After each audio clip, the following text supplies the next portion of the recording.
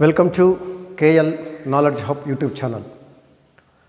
ఈరోజు మనము 10th class paper 2లో 12th లెసన్ ఇది.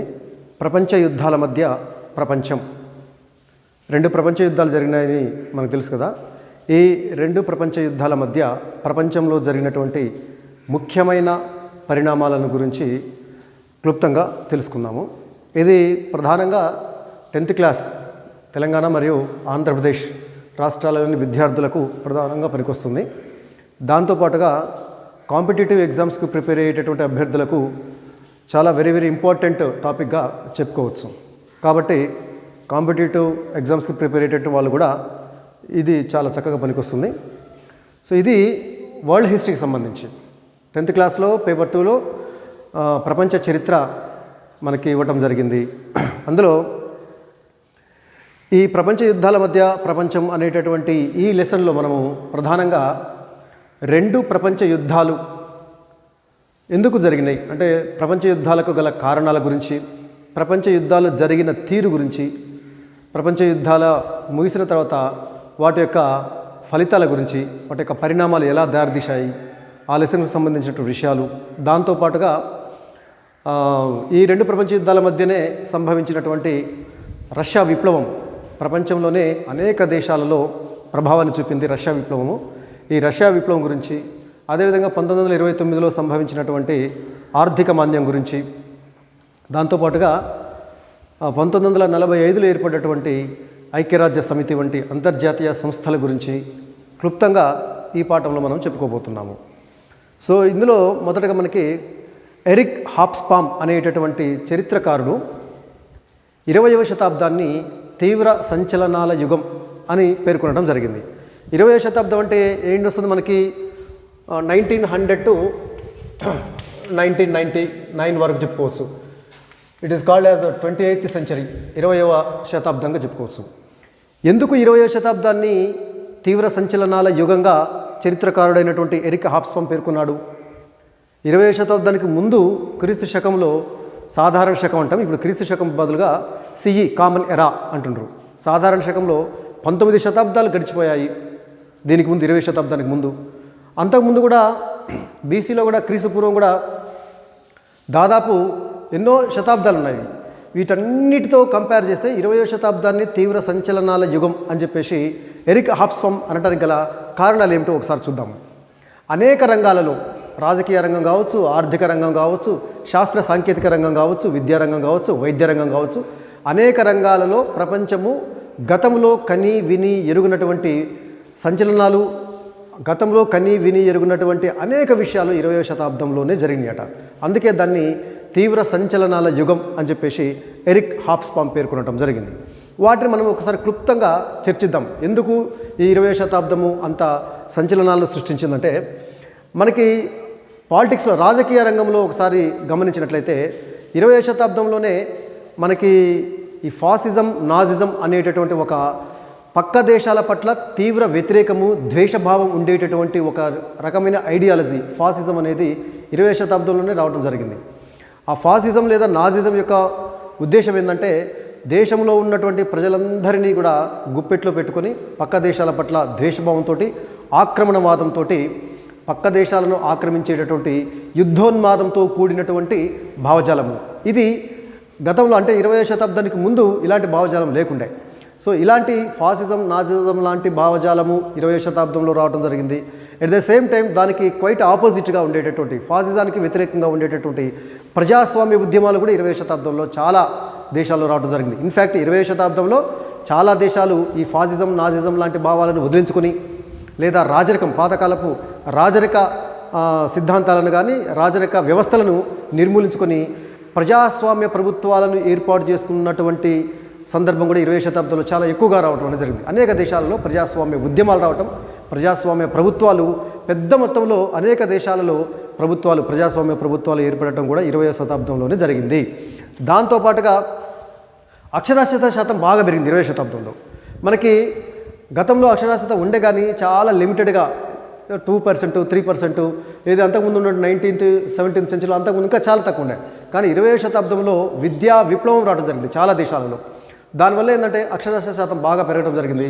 సో లిటరసీ పర్సంటేజ్ అనేది చాలా దేశాలలో 20వ శతాబ్దము ముగిసే నాటికే 90% క్రాస్ కావడం కూడా జరిగింది అన్నట్టు.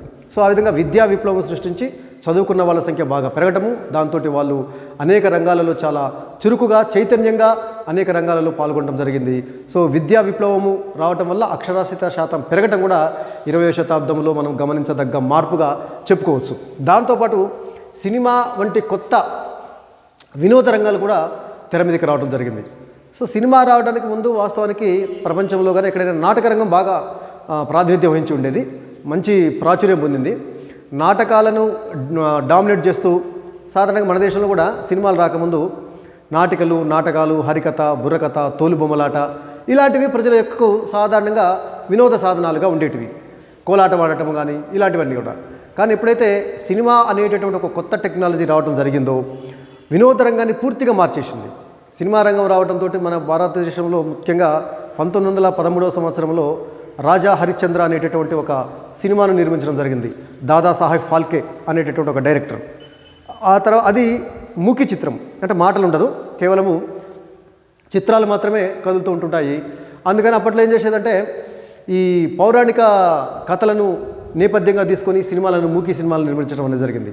అంటే రామాయణము, మహాభారతము, భాగవతము ఇలాంటి కథలు, ఎందుకంటే ప్రజలకు తెలిసినటువంటి కథలు కదా అవన్నీ.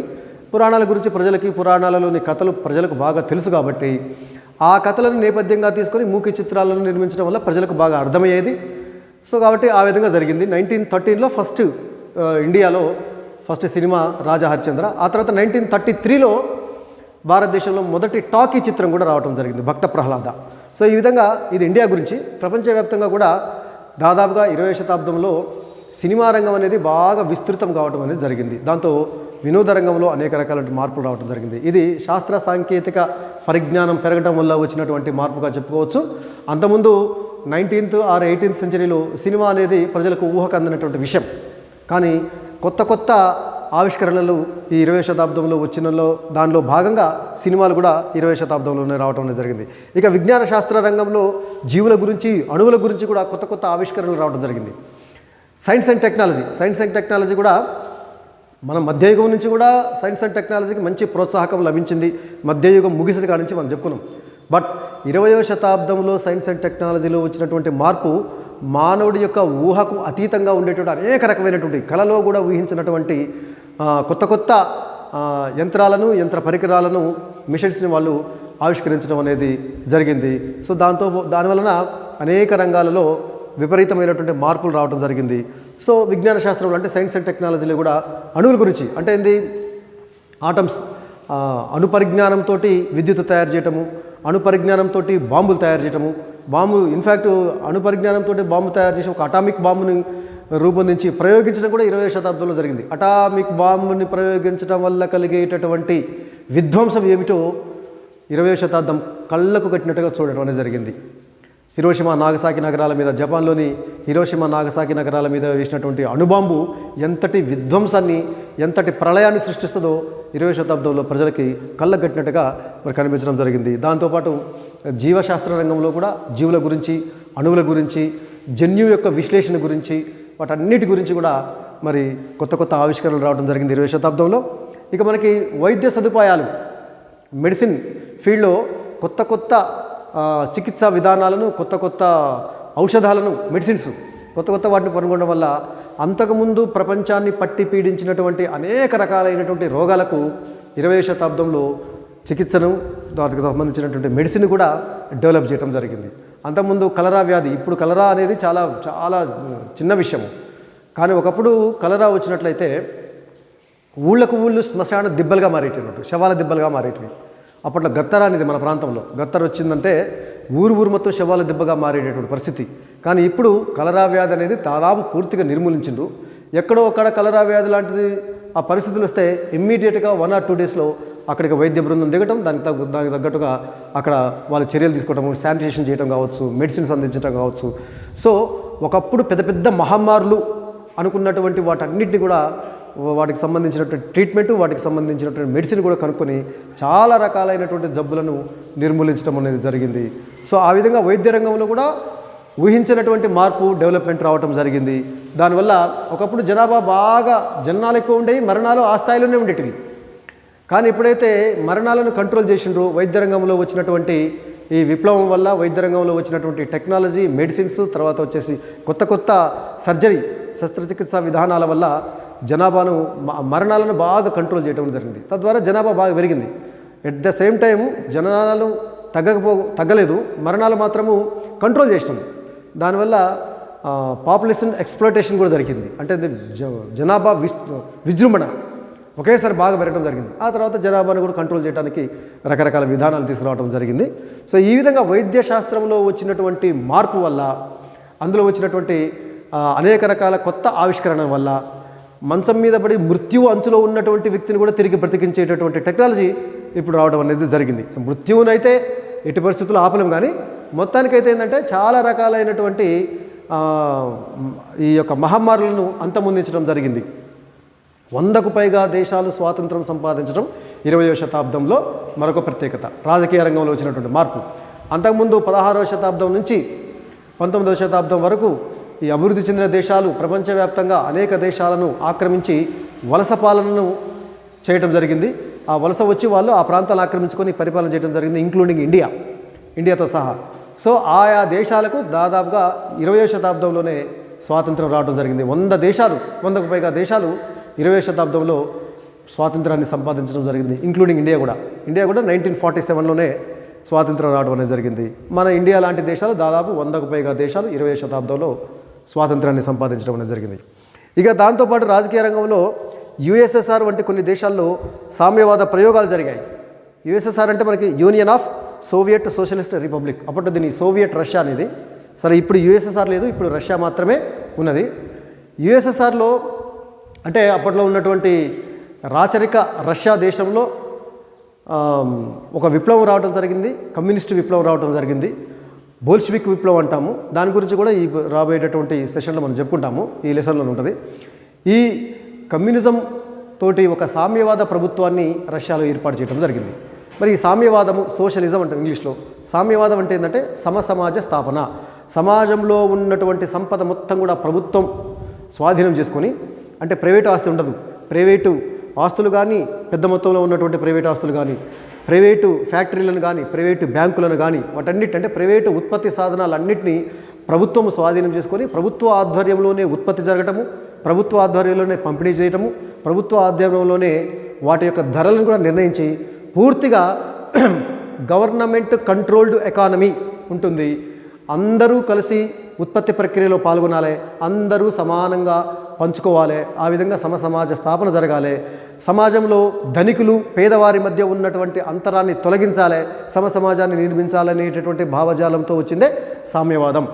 ఆ సామ్యవాద ప్రభుత్వము కమ్యూనిజంతో, కమ్యూనిస్టు తీవ్రవాదంతో ఒక రకంగా తిరుగుబాటు చేసేసి అక్కడ ఉన్నటువంటి రాజరికాన్ని పడగొట్టి కమ్యూనిస్టులు అక్కడ ప్రభుత్వాన్ని ఏర్పాటు చేసి సామ్యవాద పద్ధతిలో ప్రభుత్వాన్ని నడపడం అనేది జరిగింది.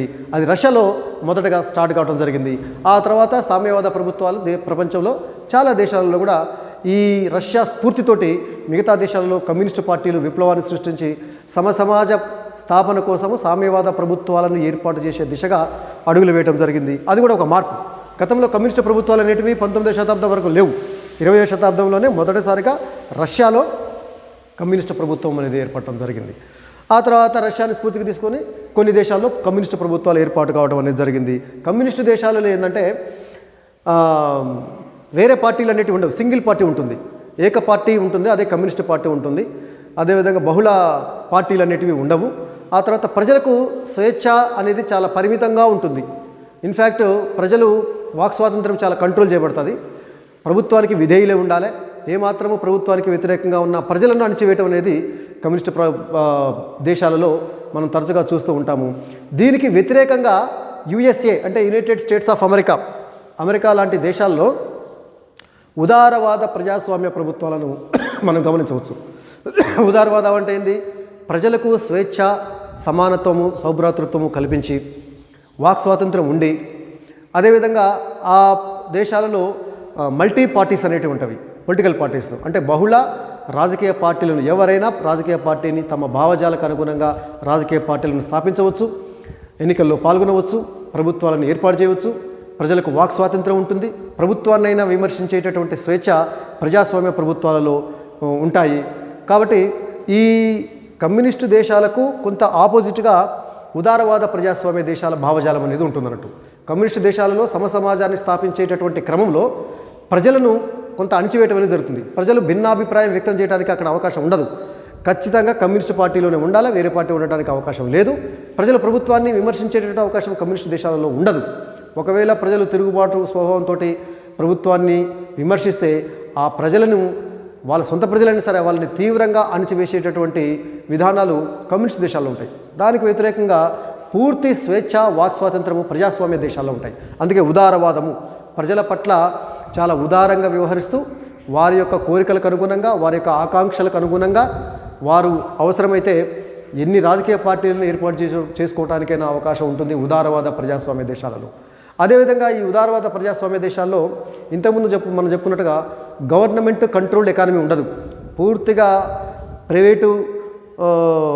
ప్రైవేటు ఫ్యాక్టరీలు అనేటివి రష్యా దేశాలలో ఉండవు, కమ్యూనిస్ట్ దేశాల్లో.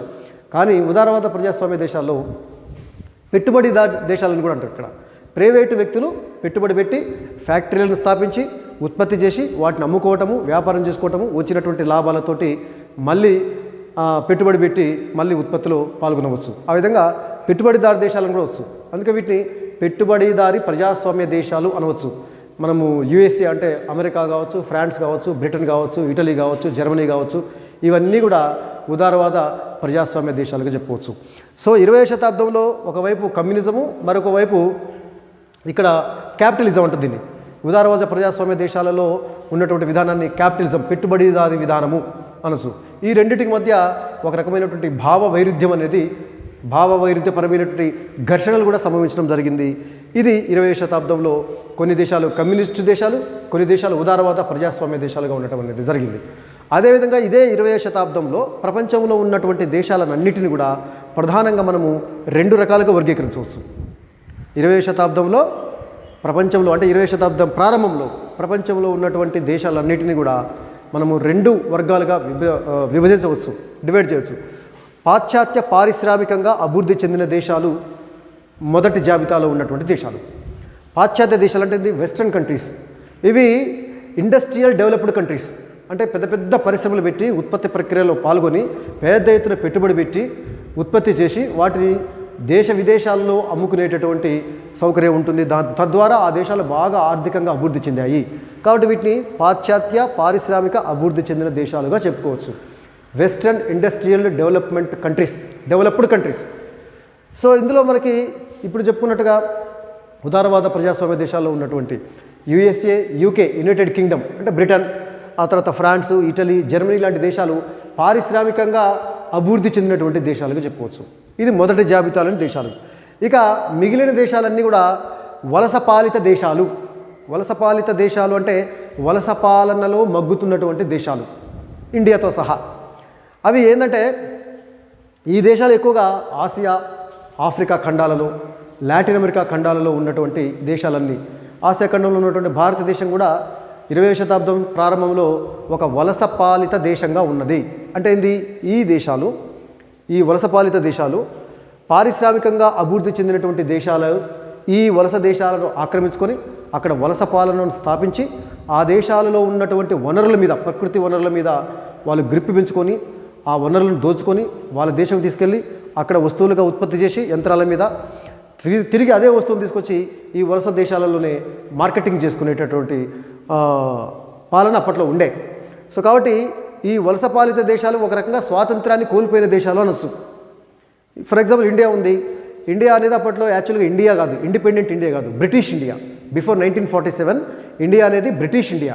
అంటే బ్రిటిషు వాళ్ళు ఇక్కడికి వచ్చి ఇక్కడ వలస పాలనను స్థాపించి ఇక్కడ ఉన్నటువంటి వనరుల మీద ఆధిపత్యం వహించి వాళ్ళకి అవసరమైనటువంటి వనరులను బ్రిటిష్ తీసుకువెళ్ళి అక్కడ యంత్రాల మీద వస్తువులుగా మలచి తిరిగి మళ్ళీ అక్కడి నుంచి వాళ్ళు మొత్తం వాళ్ళే వాడుకోలేరు కదా, ఆ నుంచి ఇక్కడికి మళ్ళీ భారతదేశం లాంటి దేశాలకు తీసుకొచ్చి ఇక్కడ మార్కెటింగ్ చేసుకొని లాభాలకు అమ్ముకొని ఆ సంపదతోటి ఆ దేశాలు బ్రహ్మాండంగా వైభవంగా వెలిగినాయి అన్నట్టు. అట్లా ఎక్కువ వలసలు ఉన్నటువంటి దేశం బ్రిటన్ తర్వాత ఫ్రాన్స్, పోర్చుగల్, స్పెయిన్, ఆ తర్వాత వచ్చేసి హాలాండ్ దేశాన్ని నెదర్లాండ్ దేశం అంటాం. డచ్చీస్ అంటాం. ఆ దేశంలో ఉన్న వాళ్ళని డచ్ వాళ్ళు అంటాం. ఆ డచ్ వాళ్ళు కావచ్చు ఇవన్నీ. తర్వాత ఈ వలసలను ఆక్రమించుకోవటము లేటుగా స్టార్ట్ చేసింది ఇటలీ, జర్మనీ దేశాలు కూడా ఆ తర్వాత కొద్దిపాటి వలస ప్రాంతాలను ఆక్రమించుకొని వలస పాలన చేయడం జరిగింది. ఈ విధంగా పాశ్చాత్య అభివృద్ధి చెందినటువంటి పారిశ్రామిక దేశాలు కొన్ని ఇవి ఎక్కువ యూరోప్లో ఉన్నాయి. పాశ్చాత్య పారిశ్రామికంగా అభివృద్ధి చెందిన దేశాలు యూరోప్లో ఎక్కువ ఉన్నాయి. ఇప్పుడు మనం చెప్పుకున్నటువంటి బ్రిటన్ కావచ్చు, France, Portugal, Spain, Dutch, Germany, Italy లాంటి దేశాలన్నీ యూరోప్లో ఉన్నటువంటి పారిశ్రామికంగా అభివృద్ధి చెందినటువంటి దేశాలు. ఇవి ఎలా అభివృద్ధి చెందినాయి? వలస పాలన చేసి, అంటే వలసలను స్థాపించి వలసలను ఆక్రమించుకొని అక్కడ ఉన్నటువంటి సంపదను దోచుకోవడం ద్వారా ఈ దేశాలు బాగా అభివృద్ధి చెందినాయి అని చెప్పుకోవచ్చు. సో ఆ విధంగా పాశ్చాత్య పారిశ్రామికంగా అభివృద్ధి చెందిన దేశాలు ఒక జాబితాలో ఉంటే వలస పాలిత దేశాలు, ఈ వలస పాలిత దేశాలు 100కు పైగా ఉన్నాయి. ఆసియా ఖండంలో, ఆఫ్రికా ఖండంలో ఎక్కువ ఉన్నాయి. ఇంక్లూడింగ్ మనకి లాటిన్ అమెరికా ప్రాంతాల్లో ఉన్నటువంటి దేశాలు కూడా చెప్పుకోవచ్చు. ఇక పాశ్చాత్య పారిశ్రామికంగా అభివృద్ధి చెందిన దేశాలు అనుకున్నాం కదా మనము, USA, UK, France, Italy, Germany, తర్వాత పోర్చుగల్, స్పెయిన్ ఇలాంటి దేశాలు కూడా. మళ్ళీ వీటిలో 2 గ్రూపులు ఉన్నాయి. వాటిల్లో కూడా 2 గ్రూపులు ఉండడం జరిగింది. ఇందులో 2 కూటములు, 2 శత్రు కూటములు ఒకదానికొకటి పడవ అన్నట్టు. అందులో ఒకటి ఏంటంటే జర్మనీ, ఆస్ట్రియా, హంగరీ ఒకవైపు, బ్రిటన్, ఫ్రాన్స్, రష్యా మరొక కూటమిలో ఉండటం జరిగింది. ఈ 2 కూడా పారిశ్రామికంగా అభివృద్ధి చెందిన దేశాలే.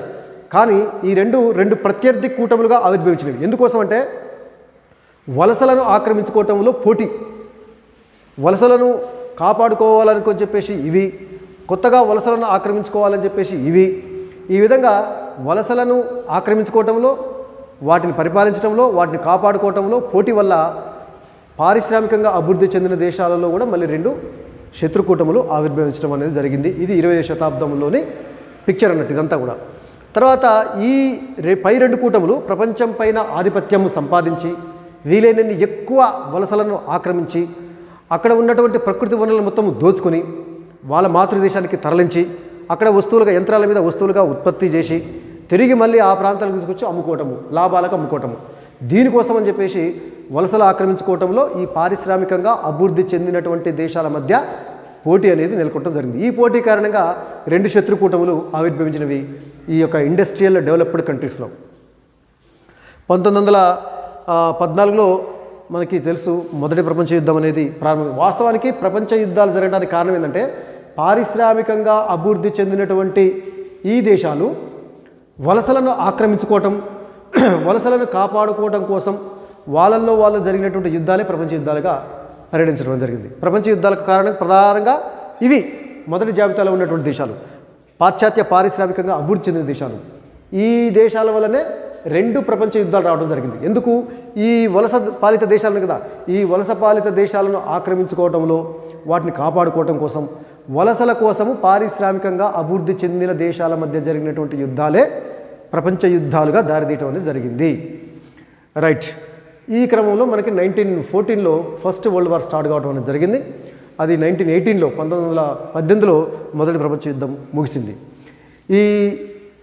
ఈ పాఠంలో మనం ఈ లెసన్లో ప్రధానంగా ఒక టైం లైన్ ప్రకారంగా కొన్ని సంఘటనల గురించి చెప్పుకోవాలి. కాలక్రమంలో ఏ సంవత్సరము ఏ సంఘటన జరిగింది, ఏం జరిగింది అనేది ఇవి ముఖ్యమైనవి. మిగతా కూడా ఉన్నాయి, మనకి పాఠంలో భాగంగా వస్తుంటూ ఉంటాయి. అయితే మనకి 10th క్లాస్ బుక్లో ఈ లిస్ట్ ఇవ్వడం అనేది జరిగింది ఫస్ట్ పేపర్లోనే.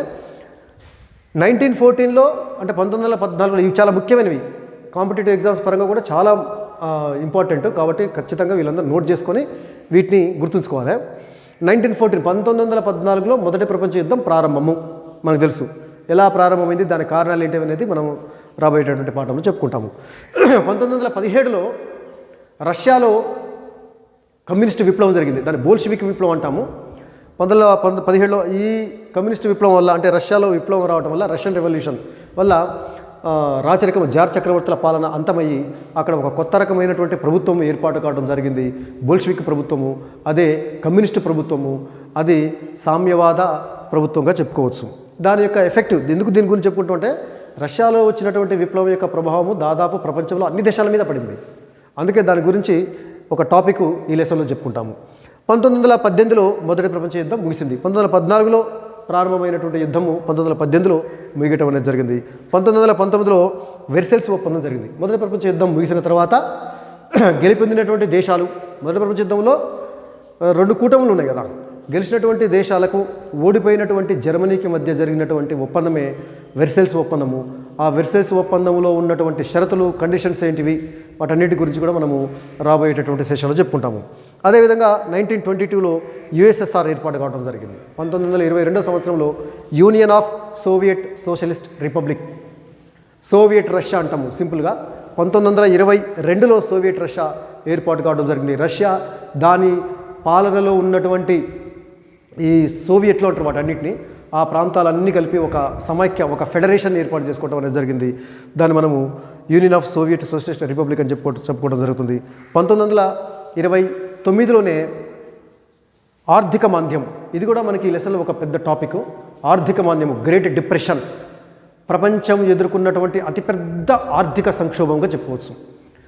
16వ శతాబ్దంలో ప్రారంభమైనటువంటి పారిశ్రామిక విప్లవం వల్ల 16, 17, 18, 19 సంవత్సరాలలో పారిశ్రామికంగా బాగా అభివృద్ధి సాధించడం అనేది జరిగింది.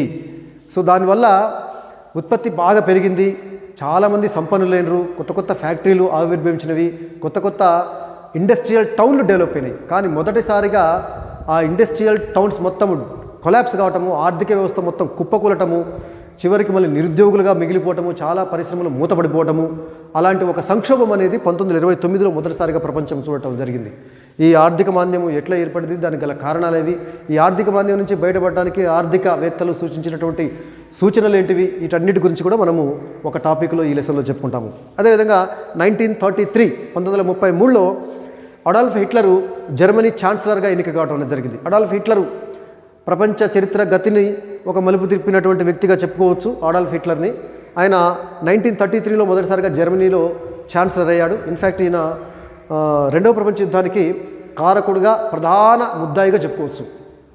ఆయన జర్మనీలో ఏ విధంగా అధికారంలోకి వచ్చిండు, జర్మనీలో ఛాన్సలర్ అంటే నథింగ్ బట్ ప్రైమ్ మినిస్టర్. మన భారతదేశంలో ప్రధానమంత్రి లాంటి పోస్టు జర్మనీలో ఛాన్సలర్. ఇప్పటికి కూడా జర్మనీలో ఛాన్సలరే ఉంటారు, ఈక్వల్ టు ప్రైమ్ మినిస్టర్.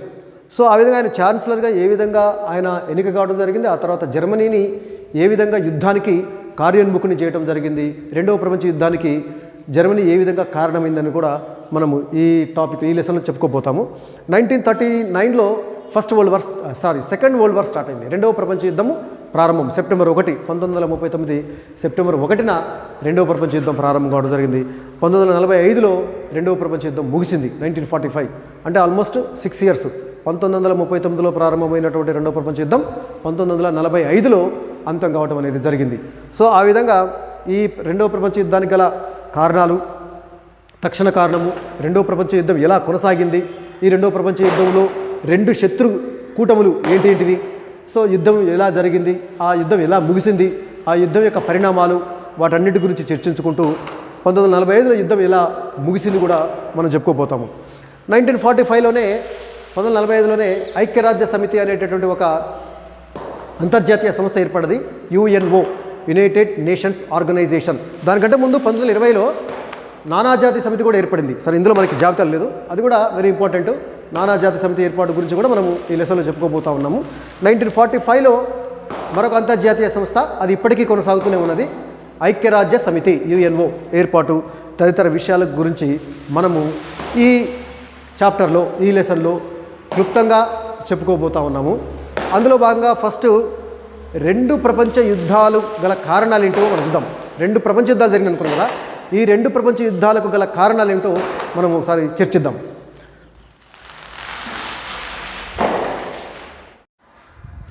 ఇప్పటివరకు రెండు ప్రపంచ యుద్ధాలు జరిగాయన్న విషయం మనకు తెలిసిందే. 1914 నుంచి 1918 వరకు మొదటి ప్రపంచ యుద్ధం, 1939 నుంచి 1945 వరకు రెండవ ప్రపంచ యుద్ధం జరిగింది. ఈ ప్రపంచ యుద్ధాలకు గల కారణాల గురించి ఇప్పుడు మనం చెప్పుకుందాము. రెండు ప్రపంచ యుద్ధాలకు గల ఉమ్మడి కారణాల గురించి మనం చెప్పుకోబోతున్నాం. ప్రపంచ యుద్ధం ప్రారంభమైందంటే అప్పటికప్పుడు ప్రపంచ యుద్ధం ప్రారంభమైందని కాదు, ఆ యుద్ధాలు జరగడానికి గల కారణాలు గత 20-30 సంవత్సరాల నుంచి పెనవేసుకుని ఉన్నాయి. అన్ని కారణాలు కలిపి యుద్ధానికి దారితీయడం జరిగింది తప్పితే ఏదో ఒక చిన్న సంఘటన వల్ల, ఓ చిన్న కారణం వల్ల ప్రపంచ యుద్ధాలు జరిగాయని మనం అనుకోవద్దు. అంతకుముందు గత 30-40 సంవత్సరాల నుండి అనేక రకాలైనటువంటి కారణాల వల్ల ఈ ప్రపంచ యుద్ధాలు జరగడం అనేది జరిగింది. అందులో మొదటిది ఏంటంటే దురహంకారపూరిత జాతీయతావాదం, అగ్రెసివ్ నేషనలిజం. జాతీయవాదం అంటే నేషనలిజం అనేది ఒక మంచి భావన, ఒక మంచి ప్రేరణ. నిజం చెప్పాలంటే 17, 18 శతాబ్దాలలో ఇంకా 19వ శతాబ్దంలో కూడా ఈ జాతీయతావాదం అనేటటువంటి అంటే నేషనలిజం అనేటటువంటి భావనతోటి చాలా దేశాలు ఏర్పడ్డాయి, జాతీయ రాజ్యాలు ఏర్పడ్డాయని చెప్పేసి మనం 9th కూడా చెప్పుకున్నాం. జాతీయ రాజ్యాలు ఎలా ఏర్పడ్డాయి అంటే అప్పట్లో అంటే 19, 18 శతాబ్దాలలో విశాలమైనటువంటి సామ్రాజ్యాలు ఉండేటివి. ఈ విశాలమైనటువంటి సామ్రాజ్యాల్లో అనేక జాతుల వాళ్ళు ఆ సామ్రాజ్యంలో భాగంగా ఉండేది. వాళ్ళు తమకు అన్యాయం జరుగుతుందని చెప్పేసి మా జాతి వాళ్ళకి సరైనటువంటి ఆదరణ లభించడం లేదు, సరైన గౌరవం లభించడం అని చెప్పేసి ఒక జాతి వాళ్ళంతా కలిసి ఆ సామ్రాజ్యం నుంచి విడిపోయి ప్రత్యేక జాతి రాజ్యాలుగా ఆవిర్భవించడం జరిగింది. ఇంకా నిజం చెప్పాలంటే మనకి 1870లో ఇటలీ ఏకీకరణ కానీ జర్మనీ ఏకీకరణ కానీ ఈ జాతీయతావాదం అనేటటువంటి భావజాలం వల్లనే ఇటలీ ఏకీకరణ జర్మనీ ఏకీకరణ జరిగింది. అంతకుముందు మనం 9th చెప్పినట్టుగా ఇటలీ కానీ జర్మనీ కానీ అనేక రాజ్యాలుగా చిన్న చిన్న రాజ్యాలుగా విడిపోయి ఉండేది. 1870కి ముందు చిన్న చిన్న రాజ్యాలుగా విడిపోయి పరిపాలన కొనసాగిస్తూ అనేక మంది రాజులు పరిపాలించేది. అలా విడిపోవటం వల్ల చెడిపోతాము, ఎందుకంటే మిగతా బ్రిటన్ కానీ ఫ్రాన్స్ కానీ స్పెయిన్ లాంటి దేశాలన్నీ ఐక్యంగా ఉండి పారిశ్రామికంగా బాగా అభివృద్ధి సాధించి ఐరోపా శక్తులుగా ఎదిగినాయి. కానీ జర్మనీ ఇటలీ అప్పట్లో ఒక దేశం కాదు. 1800లకు ముందు ఇటలీ ఒక దేశం కాదు, జర్మనీ ఒక దేశం కాదు, అనేక రాజ్యాలుగా విడిపోయి ఉండేది. వాళ్ళంతా ఒకే జాతి, ఒకే భాష, ఒకే సంస్కృతి, ఒకే చరిత్ర. కానీ విడిపోయి అనేక చిన్న చిన్న రాజ్యాలుగా ఉండటం వల్ల వాళ్ళు అభివృద్ధి సాధించలేకపోయారు, ఒక శక్తివంతమైనటువంటి రాజ్యాంగం రూపొందించలేకపోయారు. అందువల్ల జర్మనీలో బిస్మార్క్ ఆధ్వర్యంలో జర్మనీ ఏకీకరణ, ఆ తర్వాత ఇటలీలో కూడా కౌంట్ కౌర్ కానీ గారిబాల్డి కానీ వాళ్ళ యొక్క ఆధ్వర్యంలో ఇటలీ ఏకీకరణ సాధించిన తర్వాత వాళ్ళందరూ ఐక్యంగా ఉండి మంచి పారిశ్రామికంగా అభివృద్ధి దిశగా పయనించడం అనేది జరిగింది. అంటే జాతీయ భావం అనేది మంచిదే, మనందరం ఒకే జాతి, మనమంతా కలిసి ఉండాలి, మన జాతి ఐక్యతకు కృషి చేయాలి, మనందరం బాగా అభివృద్ధి సాధించాలి అనేటటువంటి భావన మంచిదే, ఐకమత్యానికి దారితీస్తుంది ప్రజల్లో. వాళ్ళ చరిత్ర, వాళ్ళ సంస్కృతి, వాళ్ళ భాష, వాళ్ళ యొక్క కల్చర్ మొత్తాన్ని కాపాడుకుంటూ ఎదగొచ్చు. ఇప్పుడు మనము విడిపోతే చెడిపోతాం, ఒకే భావన ఉన్న వాళ్ళందరూ కలిసి ఉంటే ఎట్టుంటుంది, ఐక్యంగా ఉండి మంచిగా అభివృద్ధి సాధిస్తాం. అది జాతీయతావాదం మంచిదే. కానీ దురహంకారపూరిత జాతీయతావాదం అంటే ఏంది? దురహంకారపూరిత అంటే మా జాతే గొప్పది, మాదే శ్రేష్టమైన జాతి, మిగతా జాతి వాళ్ళంతా అల్పులు, వాళ్ళకి తెలివితేటలు లేవు, వాళ్ళని ఆక్రమించుకోవాలి, ఆ రాజ్యాన్ని మా రాజ్యంలో కలుపుకోవాలి అనేటటువంటి అగ్రెసివ్గా ఉండటము. అంటే ఏంది? దుందుడుకుగా ఉండటము. మా జాతి గొప్పది అని కూడా మంచిదే, మా జాతే గొప్పది అంటే ఏమవుతుంది? మిగతా జాతులతో ఘర్షణ ఏర్పడుతుంది, అంతే కదా. నేను మంచివాడిని అంటే ఓకే, నేనే మంచివాడిని, నేను ఒక్కడే మంచివాడిని అంటే ఎట్లుంటుంది? మిగతా వాళ్ళ ఇది ఒక రకమైనటువంటి అహంకారం పూరితమవుతుంది. ఆ విధంగా ఈ 20వ శతాబ్దంలో ప్రారంభంలో జర్మనీలో కానీ ఇటలీలో కానీ వచ్చినటువంటి దురహంకారపూరిత జాతీయవాదం ఏంటంటే పక్క రాజ్యాల మీద ఆక్రమణించటం, పక్క జాతులను అణగదొక్కటం, ఈవెన్ వాళ్ళ దేశంలో ఉన్నటువంటి నిమ్న జాతులు లేదా మైనారిటీ వాళ్ళని, అల్పసంఖ్యాక వర్గాల వారిని అణిచివేసేలాగా ఒక రకంగా ఈ దురహంకారపూరిత జాతీయవాదము రావడం జరిగింది. 1923 నుంచి ఇటలీలో ఫాసిజం కానీ, ఆ తర్వాత జర్మనీలో వచ్చినటువంటి నాజిజం కానీ ఈ విధ్వంసకరమైనటువంటి రీతిలో దురహంకారపూరిత జాతీయవాదాన్ని వ్యాప్తి చెందినవి. అంటే ఇది ప్రజలలో ఒక రకంగా రెచ్చగొట్టడం, మనమే గొప్ప, మన జాతే గొప్ప, పక్క జాతులకు పరిపాలించే హక్కు లేదు, కాబట్టి మనము మన జాతి ఐక్యతకు కృషి చేస్తూ పక్క రాజ్యాలను ఆక్రమించుకోవాలి, ఈ ప్రపంచాన్ని పరిపాలించేటటువంటి హక్కు మనకే ఉంటుంది, మన జాతి వారికే ఉంటుంది అని జర్మనీలో హిట్లరు ప్రజలను రెచ్చగొట్టి ఒక రకమైనటువంటి యుద్ధోన్మాదానికి పురిగొల్పడం జరిగింది. సో ఈ రకమైనటువంటి మా జాతి మాత్రమే శ్రేష్టమైన జాతి, మా జాతి మాత్రమే గొప్పది, మా జాతి వాళ్ళకే పరిపాలించేటటువంటి హక్కు ఉంటుంది, బలమైనటువంటి జాతులకు మాత్రమే పరిపాలించే హక్కు ఉంటుంది, బలహీన జాతులు అంతరించిపోవాలి, మా రాజ్యాలలో కలవాలా అనేటటువంటి ఒక దురహంకారపూరిత జాతీయతావాదం అనేది ప్రపంచం. ఎందుకంటే మా జాతే గొప్పదంటూ పక్క జాతిని మీద దాడి చేస్తే వాళ్ళు ఊకుంటారా? వాళ్ళని రక్షించుకోవడానికి ప్రయత్నిస్తారు, వాళ్ళు కూడా యుద్ధానికి దిగుతారు. సో ఆ విధంగా ప్రజలలో ఒక రకమైనటువంటి జాతీయతావాదాన్ని రెచ్చగొట్టడం ద్వారా ఎవరు జర్మనీలో ఉన్నటువంటి హిట్లర్ కావచ్చు, తర్వాత ఇటలీలో ఉన్నటువంటి ఫాసిజం నాయకులు కావచ్చు, ముసోలిని లాంటి వాళ్ళు, వీళ్ళందరూ ఇతర దేశాలకు వ్యతిరేకంగా ప్రజలను సమీకరించి యుద్ధం వైపు మళ్ళించారు. ఎందుకు? మనదే గొప్ప జాతి, సో మన జాతికే పరిపాలించే హక్కు ఉంటుంది. ఈ విధంగా అగ్రెసివ్ నేషనలిజం, దురహంకారిత పూరిత జాతీయవాదం అనేది ప్రపంచ యుద్ధాలకు కారణమైనటువంటి ఒకటి. తర్వాత ఒకటి ఏంటంటే సామ్రాజ్యవాదం, ఇంపీరియలిజం. ఇంగ్లీష్లో ఇంపీరియలిజం అంటే రాజ్యాలను విస్తరించుకోవటం అనేక రకాల కారణాల వల్ల. మనకి పారిశ్రామిక దేశాలలో యూరప్లో ఉన్నటువంటి బ్రిటన్ కానీ, ఫ్రాన్స్ కానీ, పోర్చుగల్, స్పెయిన్, డచ్ దేశాలు 16, 17, 18 శతాబ్దాలలో పారిశ్రామికంగా బాగా అభివృద్ధి సాధించారు. పెద్ద పెద్ద పరిశ్రమలు పెట్టిండ్రు. పెద్ద పెద్ద పరిశ్రమలు పెట్టి పెద్ద ఎత్తున ఈ ముడి సరుకు ఉపయోగించి వస్తువులు తయారు చేసి ఇతర దేశాలకు ఎగుమతి చేసి వాటిని అమ్మి బాగా లాభాలు గడించారు. దానివల్ల ఆ దేశాలు బాగా ధనిక దేశాలైనాయి. యూరోప్లో ఉన్నటువంటి బ్రిటన్ కావచ్చు, ఫ్రాన్స్ కావచ్చు, పోర్చుగల్, స్పెయిన్, డచ్ లాంటి దేశాలన్నీ కూడా ఈ విధంగా పారిశ్రామికంగా బాగా అభివృద్ధి సాధించడంతో అనేక రకాలైనటువంటి ఫ్యాక్టరీలు పెట్టిండ్రు. ఆ ఫ్యాక్టరీలలో వస్తువులు తయారు కావాలంటే ముడిసరుకు కావాలి కదా. ఫర్ ఎగ్జాంపుల్ బట్టలు తయారు చేయాలి. బట్టలు తయారు చేయాలంటే ఏం కావాలి? బట్టలు తయారు చేయడానికి ఏంటిది ముడిసరుకు? కాటన్, పత్తి కావాలి. సో వాళ్ళ దేశంలో పండుతున్నటువంటి పత్తి సరిపోట్లే, ఎందుకంటే అంత పెద్ద మొత్తంలో పారిశ్రామికీకరణ జరిగింది. పెద్ద పెద్ద ఫ్యాక్టరీలు పెట్టిండ్రు. ఆ ఫ్యాక్టరీలలో తక్కువ సమయంలో పెద్ద ఎత్తున ఉత్పత్తి జరుగుతుంది. ఉత్పత్తి జరగాలంటే ఇక్కడ పత్తి కావాలంటే వాళ్ళ దేశంలో పండుతున్న పత్తి సరిపోదు, అన్ని ఫ్యాక్టరీలు ఉన్నాయి. ఏం చేయాలి? వేరే ప్రాంతాల నుంచి పత్తి తెచ్చుకోవాలి. అందుకని ఏం చేయాలంటే వేరే ప్రాంతాలకు వెళ్ళి ఆ ప్రాంతాలను ఆక్రమించి ఆ ప్రాంతాలలో వలసలు స్థాపించి, ఫర్ ఎగ్జాంపుల్ బ్రిటిష్ వాళ్ళు ఇండియాకు వచ్చారు కదా, ఇండియాకు వచ్చి వ్యాపారం చేయడం కోసం వచ్చారు. ఆ తర్వాత భారతదేశంలో ఉన్నటువంటి అనేక రకాలైనటువంటి ముడి సరుకులని ఇంగ్లాండ్కి తీసుకువెళ్ళి అక్కడ యంత్రాల మీద ఫ్యాక్టరీలలో వస్తువులు తయారు చేసి మళ్ళీ వాళ్ళ దేశంలో అమ్ముకోలేరు, అదంతా మళ్ళీ భారతదేశానికి తీసుకొచ్చి లాభాలకు అమ్ముకునేది. సో ఆ విధంగా వాళ్ళ పరిశ్రమలలో ఉత్పత్తి అయ్యేటటువంటి వస్తువులకు అవసరమైనటువంటి ముడి సరుకులు పెద్ద మొత్తంలో అవసరమైంది. ముడి సరుకులు కావాలంటే వాళ్ళ దేశంలో ఉన్నవి సరిపోవడం లేదు, పక్క దేశాల మీదకి పోవటము, ఆ దేశాలను తమ అదుపులో ఉంచుకోవటము, అక్కడ వలసలు స్థాపించడము, వలస ప్రాంతం అంటారు వాటిని, వలసలు. ఆ వలసలు స్థాపించి ఈ వలసల కోసము పారిశ్రామిక దేశాల మధ్య పోటీ ఏర్పడింది. ఫర్ ఎగ్జాంపుల్ వ్యాపారం కోసము ఫస్ట్ మన దేశానికి వచ్చింది ఎవరు? బ్రిటిష్ వాళ్ళు కాదు, మన దేశానికి ఫస్ట్ వచ్చింది. మన దేశానికి వచ్చినటువంటి వాళ్ళు పోర్చుగీస్ వాళ్ళు, వాస్కో డిగామా వచ్చిండు.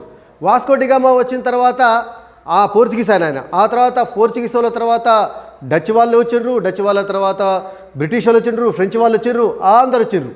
ఈ భారతదేశం మీద ఆధిపత్యం కోసం వాళ్ళకి మధ్య పోటీ నెలకొన్నది. భారతదేశంలో వ్యాపారం చేయడము నువ్వా నేనా అన్నట్టుగా వాళ్ళకి మధ్య పోటీ జరిగి యుద్ధాలు కూడా జరిగినాయి. ఫ్రెంచ్ వాళ్ళకి బ్రిటిష్ వాళ్ళకి మధ్య కర్ణాటక యుద్ధాలు భారతదేశంలో. వాళ్ళిద్దరు వచ్చి మన దేశంలో కొట్టుకున్నారు. ఎందుకు? ఈ దేశం మీద నీదా ఆధిపత్యం, నాదా.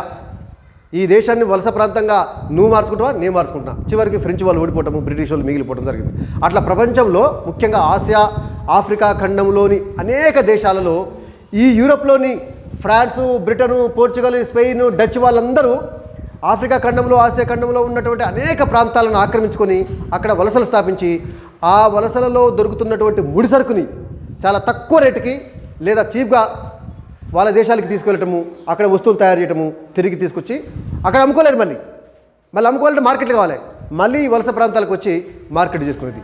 ఈ వలసల కోసం అంటే ప్రపంచవ్యాప్తంగా ఉన్నటువంటి ఈ వలసల కోసం పారిశ్రామిక దేశాల మధ్య జరిగినటువంటి పోటీ, స్పర్ధ, ఘర్షణ చివరికి ప్రపంచ యుద్ధాలకు దారితీయడం జరిగింది.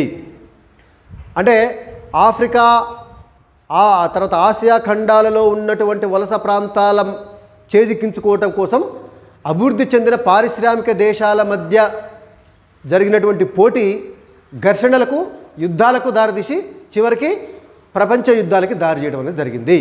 సో ఆ విధంగా సామ్రాజ్యాన్ని స్థాపించడం, బ్రిటిష్ సామ్రాజ్యం అంటారు. ఒకప్పుడు బ్రిటిష్తోని రవి అస్తమించని బ్రిటిష్ సామ్రాజ్యం అనేది. రవి అస్తమించని బ్రిటిష్ సామ్రాజ్యం. రవి అంటే ఎవరు? సూర్యుడు. సూర్యుడు. రవి అస్తమించని బ్రిటిష్ సామ్రాజ్యం అంటే సూర్యుడు బ్రిటిష్ సామ్రాజ్యం అస్తమించడా? మనకి భారతదేశం ఉంది. ఇప్పుడు మనకి తూర్పున ఉదయం ఉదయిస్తాడు, సాయంత్రానికి అస్తమిస్తాడు, అవునా? అంటే మరి బ్రిటిష్ సామ్రాజ్యంలో సూర్యుడు ఎందుకు అస్తమించాడు అంటే, ఇప్పుడు భూగోళం ఇలా ఉన్నప్పుడు సూర్యుడు వెళ్తురు ఇటు పడ్డప్పుడు సగభాగం ఎప్పుడు వెళ్తురు ఉంటుంది, దానికి ఆపోజిట్ చీకటి ఉంటుంది. అయితే భూమి ఇలా ఉంటుంది కదా, ఇలా తిరుగుతుంటుంది కదా, తిరుగుతున్నప్పుడు ఇటువైపు క్రమంగా చీకటి అవుతుంటుంది, ఇటు వెళ్తురు వస్తుంటుంది, అవునా? అయితే బ్రిటిష్ వాళ్ళది ఎట్లుందంటే ఎక్కడ చూసినా ప్రపంచంలో బ్రిటిష్ వాడు వలస ఎక్కడో ఒక్కడ ఉంది. బ్రిటన్ అనేది చాలా చిన్న దేశం, యూరోప్లో ఉంటుంది. కానీ వాళ్ళు ప్రపంచంలో ఎన్ని ప్రాంతాలను ఆక్రమించుకున్నారంటే బ్రిటిష్ వాడి యొక్క వలస ఇక్కడ ఉంటుంది, ఇక్కడ ఉంటుంది, ఇక్కడ ఉంటుంది, ఇక్కడ ఉంటుంది. భారతదేశం కూడా బ్రిటిష్ వాడి వలస అక్కడ. అంటే ఇటు పోయినప్పుడు బ్రిటన్లో సూర్యాస్తమయం జరిగిందంటే ఇక్కడ భారతదేశంలో సూర్యోదయం జరుగుతుంది. అంటే భారతదేశం కూడా బ్రిటిష్ ఉంది. ఆఫ్రికా ఖండంలో ఉన్నాయి, లాటిన్ అమెరికా ఖండంలో ఉన్నాయి, ఆసియా ఖండంలో ఉన్నాయి, యూరోప్లో బ్రిటన్ ఉంది. సో ఎక్కడ చూసినా కూడా ఎప్పుడో ఏదో ఒక చోట వెళ్తుందంటే అక్కడ బ్రిటిష్ వాడి యొక్క వలస ప్రాంతం ఉంటుంది, వాళ్ళు ఆక్రమించినటువంటి ప్రాంతం ఉంటుంది. కాబట్టి రవి అస్తమించిన బ్రిటిష్ సామ్రాజ్యం బ్రిటన్లో చీకటి పడది, కానీ ఇటువైపు ఉన్నటువంటి భారతదేశంలో వెళ్తుంది, అది బ్రిటిష్ వాడిదే. భారతదేశంలో సూర్యాస్తమైంది అనుకోండి, ఇంకొకడ సూర్యోదయం అవుతుంది, అక్కడ కూడా బ్రిటిష్ వాడు వలస ఉంటుంది. ఆ విధంగా బ్రిటన్ చాలా చిన్న దేశం, కానీ ప్రపంచవ్యాప్తంగా దాదాపు 40-50 దేశాలను ఆక్రమించింది. భారతదేశం కూడా 1947 ఆగస్టు 15 వరకు బ్రిటిష్ వాళ్ళ వలస మన దేశం. అంటే వాళ్ళు ఇక్కడికి వలస వచ్చి పాలన చేసిండ్రు, దాదాపు 200 సంవత్సరాల పాటు పాలన చేసిండ్రు. ఇట్లా భారతదేశం లాంటి దేశాలను దాదాపు 50-60 దేశాలను వాళ్ళు ఆక్రమించి కొన్ని వందల సంవత్సరాల పాటు పరిపాలించారు. వాళ్ళ ఉన్న దేశం చిన్న దేశం, కానీ భారతదేశంలో సగం కూడా ఉండదు బ్రిటన్. భారతదేశంలో ఒక రాష్ట్రం అంత ఉంటుంది బ్రిటన్. కానీ భారతదేశాన్ని కాదు, భారతదేశం లాంటి దేశాలను 50 దేశాలను వాళ్ళు ఆక్రమించి పరిపాలన చేసిండ్రు. ఒకప్పుడు బ్రిటిష్ వాళ్ళ పాలనలో మగ్గి ఆ తర్వాత స్వాతంత్రం పొందిన దేశాలన్నీ ఆ తర్వాత కామన్వెల్త్ దేశాలు అని ఒక కూటమి ఏర్పాటు చేసుకోవడం జరిగింది, కామన్వెల్త్ కంట్రీస్ అని చెప్పేసి. సో ఆ విధంగా బ్రిటన్కి ప్రపంచవ్యాప్తంగా అనేక వలసలు ఉన్నాయి. బ్రిటన్ తర్వాత ఎక్కువ వలసలు స్థాపించిన దేశము ఫ్రాన్స్ దేశం, ఆ తర్వాత పోర్చుగల్, స్పెయిన్, తర్వాత డచ్ వాళ్ళకి. ఈ విధంగా యూరప్ దేశాలన్నీ ఆఫ్రికా, ఆసియా, లాటిన్ అమెరికా ఖండాలలో ఉన్నటువంటి అనేక ప్రాంతాలను ఆక్రమించి విశాలమైనటువంటి సామ్రాజ్యాలను స్థాపించుకున్నారు. ఈ సామ్రాజ్యాలను విస్తరించుకునే క్రమంలో ఆ దేశాలకు మధ్య ఏర్పడినటువంటి పోటీ యుద్ధాలకు దారితీయడం జరిగింది. అవి ప్రపంచ యుద్ధాలుగా మారడం జరిగింది. సో ఆ విధంగా దురహంకారపూరిత జాతీయతావాదం, తర్వాత సామ్రాజ్యవాదం, దాంతోపాటు రహస్య ఒప్పందాలు, సీక్రెట్ అలయన్సెస్. రహస్య ఒప్పందాలు కూడా మరి ఈ ప్రపంచ యుద్ధాలకు దారితీసినవి. అవి ఎలాగో ఒకసారి చూద్దాం. 1870లో జర్మనీ ఏకీకరణ పూర్తయింది. జర్మనీ ఏకీకరణ పూర్తి చేయడానికి జర్మనీలో ఉన్నటువంటి ఛాన్సలర్ బిస్మార్క్ అనేటువంటి ఆయన జర్మనీ ఏకీకరణలో కీలక పాత్ర పోషించిండు. ఆయనకి the man of blood and iron, ఉక్కు మనిషి అనేటటువంటి బిరుదుంది. జర్మనీ ఏకీకరణ కోసం ఎంతటి క్రూరమైనటువంటి చర్యలు తీసుకోవడానికైనా బిస్మార్క్ మరి ఆయన ముందడుగు వేయడం అనేది జరిగింది. చివరికి బిస్మార్క్ ఏంటంటే 3 యుద్ధాల ద్వారా, ఆస్ట్రియాని ఓడించడం ద్వారా, డెన్మార్క్ను ఓడించడం ద్వారా, ఫ్రాన్స్ను ఓడించడం ద్వారా, ఎందుకంటే జర్మనీ ఏకీకరణకు ఈ 3 దేశాలు అడ్డుగా ఉన్నాయి. సో డెన్మార్క్ను ఓడించిండు ఆస్ట్రియా సహాయంతో. ఆ తర్వాత మళ్ళీ ఆస్ట్రియాని ఓడించిండు. ఎందుకంటే జర్మనీ ఏకీకరణ కాకముందు జర్మనీ రాజ్యాలలో కొన్ని జర్మనీ రాజ్యాల మీద ఆస్ట్రియా ప్రభావం ఉండేది, కొన్ని జర్మనీ రాష్ట్రాల మీద డెన్మార్క్ ప్రభావం ఉండేది, కొన్ని జర్మనీ రాజ్యాల మీద ఈ ఫ్రాన్స్ ప్రభావం ఉండేది. ఈ జర్మనీ రాజ్యాలన్నింటినీ ఏకం చేయాలంటే ఇటు డెన్మార్క్ను ఓడించాలి, ఆస్ట్రియాను ఓడించాలి, ఫ్రాన్స్ను ఓడించాలి. అందుకని చెప్పేసి డెన్మార్క్తో యుద్ధం ద్వారానే డెన్మార్క్ ఓడించిండు, ఆస్ట్రియాను ఓడించిండు. అతిపెద్ద శత్రువు అయినటువంటి ఫ్రాన్స్ను కూడా ఓడించిండు. ఫ్రాన్స్ను ఓడించిన తర్వాత మళ్ళీ ఎప్పుడైనా సరే ఫ్రాన్స్ తిరిగి జర్మనీ మీదకి దాడి చేస్తుందనే ఉద్దేశంతో ఫ్రాన్స్ను ఏకాకిం చేయాలి అనేటటువంటి ఉద్దేశంతో బిస్మార్క్ ఈ ఫ్రాన్స్ను ఒంటరి చేయడానికి, ఏకాకిం చేయడం కోసం అని చెప్పేసి 1879 సంవత్సరంలో ఆస్ట్రియాతో ఒక ఒప్పందం చేసుకుంటూ. ఏ ఒప్పందం అది? సీక్రెట్గా చేసుకుంటూ. ఏంటంట, ఒకవేళ ఆస్ట్రియా మీదకి ఏ దేశమైనా యుద్ధానికి వస్తే నేను సహాయం చేస్తాను, జర్మనీ మీదకి ఏ దేశమైనా యుద్ధానికి వస్తే నువ్వు సహాయం చేయాలి. సైనిక సహకార ఒప్పందం. నీ మీదకి ఎవరైనా దాడి చేస్తే నేను నీకు మద్దతుకు వస్తా, నా మీద ఎవరైనా దాడి చేస్తే నువ్వు నాకు మద్దతుకు రావాలి. ఆ విధంగా 1879లో ఆస్ట్రియాకు జర్మనీకి మధ్య ఒక ఒప్పందం, రహస్య ఒప్పందం కుదిరింది. అదే 1882లో ఈ ఆస్ట్రియా, జర్మనీ కలిసి ఇటలీతో ఒప్పందం చేసుకున్నాయి 1882 సంవత్సరంలో. సో ఆస్ట్రియా, జర్మనీ కలిసి త్రిరాజ్య సంధి, త్రైపాక్షిక ఒప్పందం అంటారు దీన్ని.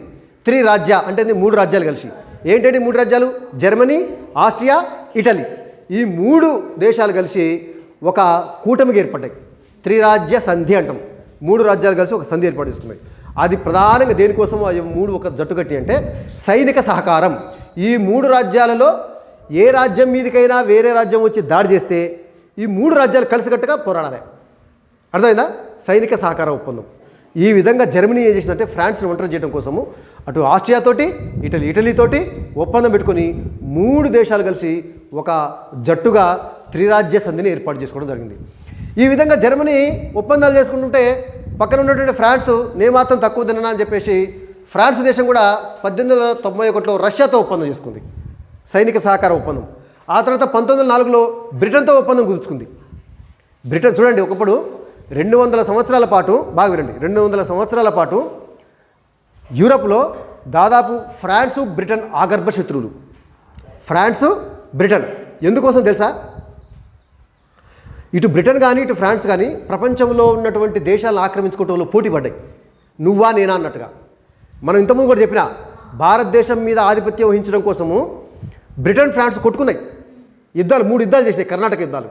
భారతదేశంలో నువ్వు నల్లా నేను నల్లా అన్నట్టుగా చివరికి ఫ్రాన్స్ ఓడిపోయి వెళ్ళిపోతే బ్రిటను భారతదేశం మీద ఆధిపత్యం వచ్చింది. అట్లా ఒక భారతదేశంలోనే కాదు, ఆసియా ఖండంలో చాలా దేశాలలో, ఆఫ్రికా ఖండంలోని చాలా దేశాల్లో ఆ దేశాల మీద ఆధిపత్యం వహించడం కోసము బ్రిటన్ ఫ్రాన్స్ కొట్టుకొని కొన్ని సంవత్సరాల పాటు శత్రువులుగా ఉన్నటువంటి బ్రిటన్ ఫ్రాన్సు 1904లో చేతులు కలిపినాయి. ఎందుకు 1904లో చేతులు కలిపినాయి? మన ఇద్దరికి పోటీకి ఇప్పుడు ఇంకొకటి వచ్చిండు, జర్మనీ వాడు వచ్చిండు. జర్మనీ ఏకీకరణ చెందింది 1870లో కదా. 1870లో జర్మనీ ఏకీకరణ, బాగా వినరా, 1870లో జర్మనీ ఏకీకరణ చెందిన తర్వాత జర్మనీ కూడా పారిశ్రామికంగా బాగా అభివృద్ధి సాధించింది, పెద్ద పరిశ్రమలు పెట్టింది, పెద్ద ఎత్తున పారిశ్రామికీకరణ జరిగింది. మరి పరిశ్రమలతో పెట్టారు కానీ పరిశ్రమలలో వస్తువులు ఉత్పత్తి చేయాలంటే ఏం కావాలి? ముడిసరుకు కావాలి, రా మెటీరియల్ కావాలి. రా మెటీరియల్ కావాలంటే వాళ్ళ దేశంలో సరిపోయిన రా మెటీరియల్ లేవు. ఏం చేయాలి? వాళ్ళు పక్క దేశాల్లో ఏదో ఇట్లా ఆసియా ఖండంలో, ఆఫ్రికా ఖండంలో కొన్ని వలసలు స్థాపించుకొని ఆ దేశాలు ఆక్రమించుకొని ఆ దేశాలలో ఉన్నటువంటి ముడి సరుకుని తీసుకుపోదామంటే జర్మనీ ప్రపంచంలో ఎక్కడికి పోయినా ఆల్రెడీ అన్ని వలసల్ని ఫ్రాన్స్ వాళ్ళు, బ్రిటన్ వాళ్ళు, పోర్చుగల్, స్పెయిన్, డచ్ వాళ్ళు ఆక్రమించేసుకుంటారు. ఇక ఇప్పుడు జర్మనీకి వలసలు ఆక్రమించుకోవడానికి వలసలు లేవు. అర్థమైందా? ప్రపంచవ్యాప్తంగా ఎక్కడికి పోయినా అక్కడ బ్రిటిష్ వాడి జెండానో, ఫ్రాన్స్ వాడి జెండానో, లేకపోతే పోర్చుగల్, స్పెయిన్, డచ్ వాళ్ళే ఉన్నారు. ఇప్పుడు జర్మనీ ఏం చేయాలి? నాకు కూడా వలసలు కావాలి, నాకు కూడా వలస ప్రాంతాలు కావాలి. వలస ప్రాంతం అర్థమైంది కదా. ఇప్పుడు భారతదేశం అప్పట్లో బ్రిటన్కి వలస ప్రాంతం. అంటే భారతదేశంలో ఉన్నటువంటి సరుకులు కానీ ముడి సరుకులు అన్నింటినీ బ్రిటన్లో తీసుకుపోయేది, భారతదేశం మీద ఆధిపత్యం వహించి. అట్లాంటి వలసలు నాకు కూడా కావాలని జర్మనీ ప్రయత్నించింది. ఎక్కడికి పోయినా కూడా వలసలు అనేటివి లేవు. అప్పటికే అన్ని ప్రాంతాల మీద బ్రిటిష్ వాళ్ళు, ఫ్రెంచ్ వాళ్ళు, పోర్చుగల్, స్పెయిన్ వాళ్ళు ఆధిపత్యం వహించారు. దీంతో ఇప్పుడు జర్మనీ చేసినట్టే బ్రిటన్కి, ఫ్రాన్స్కి విజ్ఞప్తి చేసింది, ప్రపంచం మొత్తం మీరే ఆక్రమించుకుంటే సరిపోదు, మాకు కూడా కొన్ని వలసలు కావాలి, తిరిగి వలసలు విభజిద్దాం. అంటే ఏంది? వలస ప్రాంతాలన్నింటిలో కొన్ని మీకు కొన్ని మాకు పంచుకుందాం ఉంటుంది. బ్రిటన్ ఒప్పుకుంటుందా? ఫ్రాన్స్ ఒప్పుకుంటుందా? ఒప్పుకోదు. అందుకని చెప్పేసి జర్మనీ చేసినట్టే మీరు ఒప్పుకున్నా ఒప్పుకోపోయినా వలసలు మేము ఆక్రమించుకుంటాం అని చెప్పేసి జర్మనీ సైన్యాన్ని బాగా పెంచుకుంది, ఆయుధాలను పెంచుకుంది. సైన్యాన్ని పెంచుకుంటుంటే ఒకవైపు జర్మనీ ఆయుధాలను సైన్యాన్ని పెంచుకుంటుంటే బ్రిటన్కి, ఫ్రాన్స్కి భయం పుట్టుకుంది. ఎందుకు? వీళ్ళు మా వలసల మీద దాడి చేస్తారు, మా చేతిలో ఉన్న వలసల్ని వాళ్ళు ఆక్రమించుకుంటారని. అందుకని బ్రిటన్, ఫ్రాన్స్ చేతులు కలిపినాయి. గత 100 సంవత్సరాలుగా శత్రువులైనటువంటి బ్రిటన్, ఫ్రాన్స్ ఇప్పుడు జర్మనీ భయానికి 2 చేతులు కలిపినాయి. సో ఆ విధంగా 1904లో బ్రిటన్, ఫ్రాన్స్ ఒక ఒప్పందం కుదుర్చుకున్నాయి.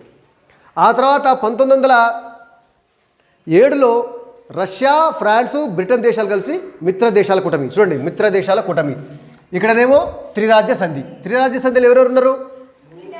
Yes, Italy, Austria, Germany. మిత్ర దేశాల కూటమిలో ఎవరెవరు ఉన్నారు? France, Britain, Russia. అదొక కూటమి, ఇదొక కూటమి. ఈ కూటమి వాళ్ళేమో వలసల కోసం కావాలి, ఈ కూటమేమో వలసలు కాపాడుకోవాలి. కొత్తగా పారిశ్రామికీకరణ చెందిన దేశాలేమో జర్మనీ, ఇటలీ. ఇవి ఏకీకరణ చెంది వలసల కోసం ప్రయత్నిస్తున్నాయి. ఉన్న వలసలు కాపాడుకోవడం కోసము బ్రిటన్, ఫ్రాన్స్. ఒక రకంగా చెప్పాలంటే బ్రిటన్, ఫ్రాన్స్.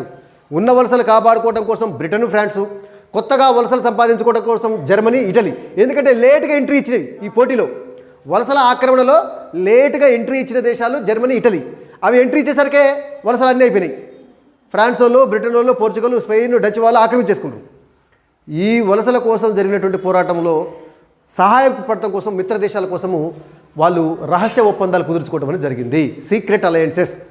ఇప్పుడు ఈ రష్యా, ఫ్రాన్స్, బ్రిటన్ ఒప్పందం చేసుకున్నట్టు దాని అర్థమైంది, ఈ 3 దేశాలలో ఏ దేశం మీదకైనా లేదా ఈ 3 దేశాలకు చెందినటువంటి ఏ వలస మీదకైనా వేరే దేశం దాడి చేస్తే ఆ దేశాన్ని ఈ 3 కలిసి ఎదుర్కోవాలి ఆ దాడిని.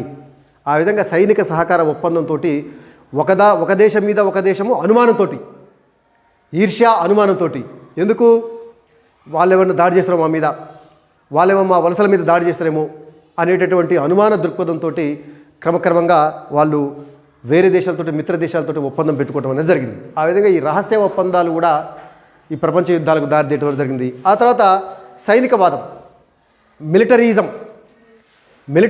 సైనికవాదం అంటే భద్రతకు సైనిక శక్తికి మంచి మార్గమని, సమస్యల పరిష్కారానికి యుద్ధమే సరైనటువంటి విధానమని నమ్మటాన్ని సైనికవాదం అంటాం. మిలిటరీయిజం ఏంటంటే ఏదైనా సమస్య వస్తే యుద్ధం ద్వారా పరిష్కరించుకోవాలి. వాస్తవానికి ఏదైనా సమస్య వస్తే చర్చించి దౌత్య సంబంధాల ద్వారా, చర్చలు, సంప్రదింపుల ద్వారా ఆ సమస్యను పరిష్కరించుకోవాలి.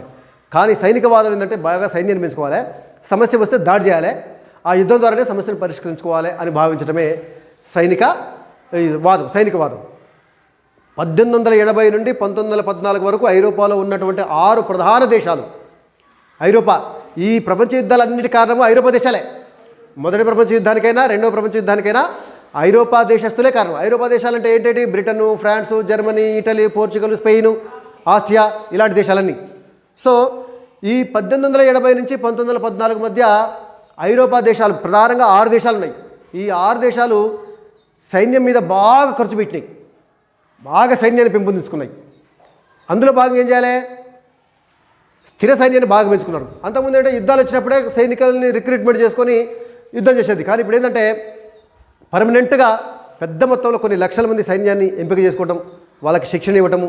సైన్యాన్ని ఎంపిక చేసుకుంటే సరిపోదు కదా, వాళ్ళకి ఆయుధాలు కావాలి, ఆయుధాలు పెద్ద ఎత్తున కొనుగోలు చేయడం, వాళ్ళకి అవసరమైనటువంటి శాలరీస్ అవన్నీ ఇవ్వాలి. సైనిక ఖర్చు ఎట్లా పెరిగిందంటే 1880లో సైనిక ఖర్చు 132 మిలియన్ పౌండ్లు ఉంటే, ఏది 1880లో ఈ 6 దేశాల యొక్క సైనిక ఖర్చు 132 మిలియన్ పౌండ్లు. పౌండ్లు అంటే బ్రిటన్లో కరెన్సీ పేరు పౌండ్స్, స్టెర్లింగ్ పౌండ్స్ అంటారు బ్రిటన్లో. ఇప్పుడు మనకాడ రూపీ కదా, వాళ్ళది స్టెర్లింగ్ పౌండ్స్ అంటారు. సో ఆ విధంగా 1880లో ఈ 6 దేశాలు కలిసి సైన్యం మీద చేసిన ఖర్చు 132 మిలియన్ పౌండ్లు అయితే 1914 నాటికి, అంటే మొదటి ప్రపంచ యుద్ధం ప్రారంభమయ్యే నాటికి ఈ 6 దేశాలు కలిసి 132కి 6 అంటే దాదాపుగా 397 మిలియన్ పౌండ్లు. చూడండి, సైన్యం కోసం ఒకప్పుడు 132 మిలియన్ పౌండ్లు ఖర్చు చేస్తే ఇప్పుడు 397 మిలియన్ పౌండ్లు. అంటే ఏంది, 6 పెరిగింది సైనిక ఖర్చు ఈ 6 దేశాలు. మరి 6 పెరిగిందంటే ఏం చేస్తారు, శాశ్వత సైన్యాన్ని పెంచుకోవడం. ఎందుకంత పెరిగిందంటే సైన్యాన్ని పెంచుకోరు, ఆయుధాలు కొనుగోలు, ఆయుధాలను బాగా కొనుక్కోవటము. ఆ తర్వాత ప్రజల్ని యుద్ధం వైపు మళ్లించేలాగా ఆ ప్రభుత్వాలు ప్రజలని సైకలాజికల్గా సిద్ధం చేయటం. ఇగో మన దేశ దుస్థితికి కారణము ఇది, యుద్ధం ద్వారా తిరిగి మనము పూర్వ వివాహాన్ని పొందవచ్చు, యుద్ధమే ఈ సమస్యలకు పరిష్కారం చూపిస్తుందని చెప్పేసి ప్రజలని యుద్ధానికి సిద్ధం చేసే విధంగా ఆ ప్రభుత్వాలు చేయడం అనేది జరిగింది. ప్రజలను మానసికంగా యుద్ధానికి సిద్ధం చేయటము, ఆయుధాలను ఉత్పత్తి చేసే పెద్ద పెద్ద కర్మాగారాలు, ఆయుధాలను ఉత్పత్తి చేసే ఫ్యాక్టరీలు ఉంటాయి కదా, ఆ పెద్ద పెద్ద ఫ్యాక్టరీలు ఆయా దేశాలలో నెలకొన్నాయి. ఆ ఫ్యాక్టరీలు యజమానులు ఏం చేస్తారు, ఇప్పుడు ఆయుధాలను ఉత్పత్తి చేసే ఫ్యాక్టరీలు పెట్టారు అనుకున్నాం. ఎప్పుడు ఆ ఫ్యాక్టరీలో బాగా ఉత్పత్తి జరుగుతుందంటే యుద్ధాలు జరుగుతూ ఉంటుంటే వీళ్ళకి డిమాండ్ వస్తుంది. యుద్ధాలు జరగలేదనుకో ఈ వస్తువులకు, ఉత్పత్తి చేసే వస్తువులకు డిమాండ్ ఉండదు. దానివల్ల ఏమవుతుందంటే ఈ పెద్ద పెద్ద ఆయుధాలను తయారు చేసే ఉత్పత్తిదారులు ఏం చేసినట్టే యుద్ధాలను ప్రోత్సహించారు. ఎంత యుద్ధాలు జరిగితే వీళ్ళకి అంత గిరాకు వస్తుంది ఈ ఫ్యాక్టరీలకు. సో ఆ విధంగా పెద్ద పెద్ద పారిశ్రామికవేత్తలు, ఆయుధాలను ఉత్పత్తి చేసేటటువంటి పారిశ్రామికవేత్తలు ఈ యుద్ధాలను ప్రేరేపించటము, యుద్ధాలను ప్రోత్సహించటము, ఇవన్నీ మొత్తానికి దురహంకారపూరిత జాతీయవాదం. మొదటి ప్రపంచ యుద్ధానికి కానీ రెండవ ప్రపంచ యుద్ధానికి ఉమ్మడి కారణాలు ఇవి. దురహంకారపూరిత జాతీయతావాదము, సామ్రాజ్యవాదము, ఇంపీరియలిజం, రహస్య ఒప్పందాలు, సీక్రెట్ అలయన్సెస్, సైనికవాదము, మిలిటరిజము, ఇవి మొదటి మరియు రెండవ ప్రపంచ యుద్ధానికి కారణాలు. దీంతోపాటు బాల్కన్ రాజకీయాలు అనేటటువంటి మరొక కారణము, దాన్ని కూడా ఒకసారి మనము పరిశీలిద్దాము. బాల్కన్ రాజకీయాలు ఎందుకు ప్రపంచ యుద్ధాలకు దారితీసినాయి? ప్రపంచ యుద్ధాలకు అంటే రెండు ప్రపంచ యుద్ధాలకు గల ఉమ్మడి కారణాల గురించి మనం ఇప్పుడు చెప్పుకుంటున్నాం. అందులో భాగంగానే దురహంకార పూరిత జాతీయతావాదం అని చెప్పేసి ఒకటి, సామ్రాజ్యవాదం, అగ్రెసివ్ నేషనలిజం, సామ్రాజ్యవాదం అంటే ఇంపీరియలిజము, ఆ తర్వాత సీక్రెట్ అలయన్సెస్ అంటే రహస్య ఒప్పందాలు, సైనికవాదం అంటే మిలిటరిజం, ఇవన్నీ రెండు ప్రపంచ యుద్ధాలకు ఉమ్మడి కారణాలైనవి. అంటే ప్రపంచ యుద్ధం ఈరోజు ప్రారంభమైందంటే దానికి కారణం ఈరోజే ఉండదు. ఇంతకుముందు చెప్పుకున్నట్టుగా గత 20-30 సంవత్సరాలుగా అనేక కారణాలు కలిసి ఈ ప్రపంచ యుద్ధానికి దారితీసినాయి. అందులో ఇంకొకటి ఏంటంటే బాల్కన్ రాజకీయాలు కూడా ప్రపంచ యుద్ధాల కారణం, ముఖ్యంగా మొదటి ప్రపంచ యుద్ధానికి కారణం. ఏంది బాల్కన్ రాజకీయాలు అంటే? బాల్కన్ అనేటటువంటి ఒక ప్రాంతం ఉంది, యూరప్, ఆసియా ఆ ప్రాంతాలు ఉంది. బాల్కన్ అంటే ప్రాంతం మనకు అట్లాస్ ఉన్నాయి కదా అందరి దగ్గర, అట్లాస్ తీయండి. అట్లాస్లో మనకి Europe geographical map, physical map చేయండి. పేజ్ నెంబర్ 58లో యూరప్లో బాల్కన్ ప్రాంతం ఎక్కడుందో ఒకసారి గమనిద్దాం మనం. బాల్కన్ ప్రాంతం యాక్చువల్గా బాల్కన్ ప్రాంతం అనేది ఒక ద్వీపకల్పం. ద్వీపకల్పం అంటే ఏంద్రా? ద్వీపకల్పం అంటే ఏం చెప్పండి? మూడు వైపులా నీళ్లుండి ఒకవైపు భూభాగం ఉంటుంది. మీరు 58 పేజీలో మీ దగ్గర ఉన్నటువంటి అట్లాస్లో ఇగో ఈ ప్రాంతం చూడండి. ఇగో ఇక్కడ ఈ ప్రాంతంలో బాల్కన్ అని ఉంటుంది చూడండి. బాల్కన్ పెనిన్సులా అని ఉంటుంది, ఉందా? చూసినరా? ఎందుకు ఇక్కడ బాల్కన్ అంటారంటే అక్కడ బాల్కన్ పర్వతాలు ఉంటాయి. బాల్కన్ మౌంటైన్స్ ఉంది, ఎంటీఎస్ ఉంది. చూసినా? ఎంటీఎస్ అంటే మౌంటైన్స్. ఎంటీఎస్ అంటే మౌంటైన్స్, బాల్కన్ మౌంటైన్స్. ఆ ప్రాంతాన్ని బాల్కన్ ప్రాంతం ఎందుకంటారంటే అక్కడ బాల్కన్ పర్వతాలు ఉన్నాయి. అందుకని ఇదొక ద్వీపకల్పం. అంటే మూడు వైపు నీళ్ళు చూడండి. ఇగో ఈ ప్రాంతానికి ఇటు వెస్ట్ సైడ్ ఏమో ఏడ్రియాటిక్ సముద్రం ఉంది. ఇక్కడ ఇటువైపు చూడండి ఏడ్రియాటిక్ సముద్రం, ఇటువైపు ఏడ్రియాటిక్ సముద్రము. ఆ తర్వాత ఈ రైట్ సైడ్ బ్లాక్ సీ ఉంది చూడండి, నల్ల సముద్రం. ఇంకో ఇది బ్లాక్ సీ అంటే దీన్ని బ్లాక్ సీ అవునా. ఇక సౌత్ సైడు మెడిటేరియన్ సీ అంటే ఏంది? మధ్యధరా సముద్రం. అంటే తూర్పున నల్ల సముద్రం, పశ్చిమాన ఏడ్రియాటిక్ సముద్రం, దక్షిణాన మధ్యధరా సముద్రం. మూడు వైపులో మూడు సముద్రాలు ఉన్నాయి. ఇది ప్రపంచంలో అతి ముఖ్యమైనటువంటి ప్రాంతం రై. ఎందుకంటే ఈ యూరప్ నుంచి వచ్చేటటువంటి వాణిజ్య నౌకలు, ఇప్పుడు వ్యాపారం ఎగుమతులు దిగుమతులు నౌకల ద్వారా జరుగుతాయి. అప్పుడే కాదు, ఇప్పుడు కూడా నౌకల ద్వారా ఎక్కువ జరుగుతుంది. అంతర్జాతీయ వ్యాపారం పెద్ద పెద్ద షిప్పుల ద్వారా జరుగుతుంది. ఈ యూరప్లో ఉన్నటువంటి ఈ దేశాలన్నీ ఈ మధ్యధరా సముద్రం నుండి ఇలా వెళ్ళి ఇటు ఈ ఏడ్రియాటిక్ సముద్రం కానీ, ఆ తర్వాత ఇటు సైడ్ పోవాలంటే ముఖ్యంగా రష్యా ఇటు సైడ్ పోవాలంటే నల్ల సముద్రము, ఇవన్నీ ముఖ్యమైనటువంటి వాణిజ్య మార్గాలు, బిజినెస్ రూట్స్ అనేటవన్నీ. ఈ ప్రాంతం మీద ఎవరికైతే గ్రిప్ ఉంటుందో వాళ్ళు ప్రపంచ వ్యాపారం మీద ఆధిపత్యం వహించవచ్చు. అందుకని ఈ ప్రాంతం మీద గ్రిప్ కోసము యూరప్లో ఉన్నటువంటి పారిశ్రామిక దేశాలు, బాగా అభివృద్ధి చెందిన పారిశ్రామిక దేశాలు ఉన్నాయి కదా, అవి ఈ ప్రాంతం మీద పట్టు కోసము అవి ఎప్పుడు ఘర్షణ పడుతుండేవి. ఒకప్పుడు ఈ ప్రాంతంలో ఉన్నటువంటి దేశాలు, దాని ఇక్కడ ఏ దేశాలు ఉన్నాయో పొలిటికల్ మ్యాప్ చూడండి, వెనక్కిరండి. 56, 57 కలిపి ఉంది political map, Europe political map చూడండి. ఇక్కడ ఈ ప్రాంతంలో ఈ దేశాలు ఇప్పుడు ప్రస్తుతం అయితే అనేక దేశాలకు విడిపోయింది. ఒకప్పుడు ఈ ప్రాంతం అంతా ఈ బాల్కన్ ప్రాంతంలో ఉన్నటువంటి ఈ పెనిన్సులా మొత్తము టర్కీ సామ్రాజ్యంలో భాగం ఉండేది. టర్కీ సామ్రాజ్యంలో బాగుండేది. ఒట్టోమాన్ టర్కీ, అప్పట్లో టర్కీని సుల్తాన్ పరిపాలించేది. టర్కీ సుల్తాన్ని ఖలీఫా ఒట్టోమాన్ వంశానికి చెందినటువంటి ఖలీఫాలు టర్కీని పరిపాలించేది. ఒట్టోమాన్ టర్క్ రాజ్యం అంటారు దాన్ని. విశాలమైనటువంటి రాజ్యం టర్కీ. ఇప్పుడంటే మనకి చాలా చిన్నగా ఉంది కానీ ఆసియా ఖండంలో మామూలు దేశంగా ఉంది. కానీ ఒకప్పుడు టర్కీ అనేది ప్రపంచ పటంలో ఒకసారి చూసినట్లయితే టర్కీ ప్రస్తుతము ఆసియా ఖండంలో ఇక్కడ ఆరెంజ్ కలర్ ఉందా, ఇది టర్కీ ఇప్పుడు. కానీ ఈ టర్కీ ఒకప్పుడు ఈ బాల్కన్ ప్రాంతం అంతా వ్యాపించి ఉండేది. ఈ బాల్కన్ ప్రాంతం ఏమో యూరప్, టర్కీనేమో ఆసియా. అయినా కూడా ఇదంతా ఈ ప్రాంతం మొత్తాన్ని విశాలమైనటువంటి రాజ్యం ఉండేది. ఈ టర్కీ సామ్రాజ్యంలో భాగంగా ఉన్నటువంటి ఈ బాల్కన్ ప్రాంతంలో అనేక జాతుల ప్రజలు, అనేక భాషల ప్రజలు, అనేక రకాలైనటువంటి సంస్కృతులు, విభిన్న సంస్కృతి ఉండేది. అయితే చాలామంది ఏం చేసినట్టు తిరుగుబాటు చేసి, ఇంతకుముందు మనం చెప్పుకున్నాం కదా, జాతీయ ఆధారంగా రాజ్యాలు సపరేట్ అయినాయని. ఒక్కొక్క జాతి వాళ్ళు ఒక్కొక్క రాజ్యంగా విడిపోయినందుకు చెప్పుకున్నాను కదా. క్రమక్రమంగా టర్కీ యొక్క ఆధిపత్యం తగ్గిపోయింది. టర్కీని ఇప్పుడు ఏమంటారు తెలుసా? వాస్తవానికి దానికి నిక్ నేమ్ ఉంది. టర్కీని సిక్మెన్ ఆఫ్ యూరోప్ అంటారు. సిక్మెన్ ఆఫ్ అంటే ఐరోపా జబ్బు మనిషి, ఐరోపా జబ్బు మనిషి అంటారు టర్కీని. ఎందుకంటే ఒకప్పుడు విశాలమైనటువంటి సామ్రాజ్యంగా ఉన్నటువంటి టర్కీ క్రమక్రమంగా తగ్గి ఇప్పుడు కేవలం ఆసియాకే పరిమితమైంది. ఇక్కడ వరకే ఉంది.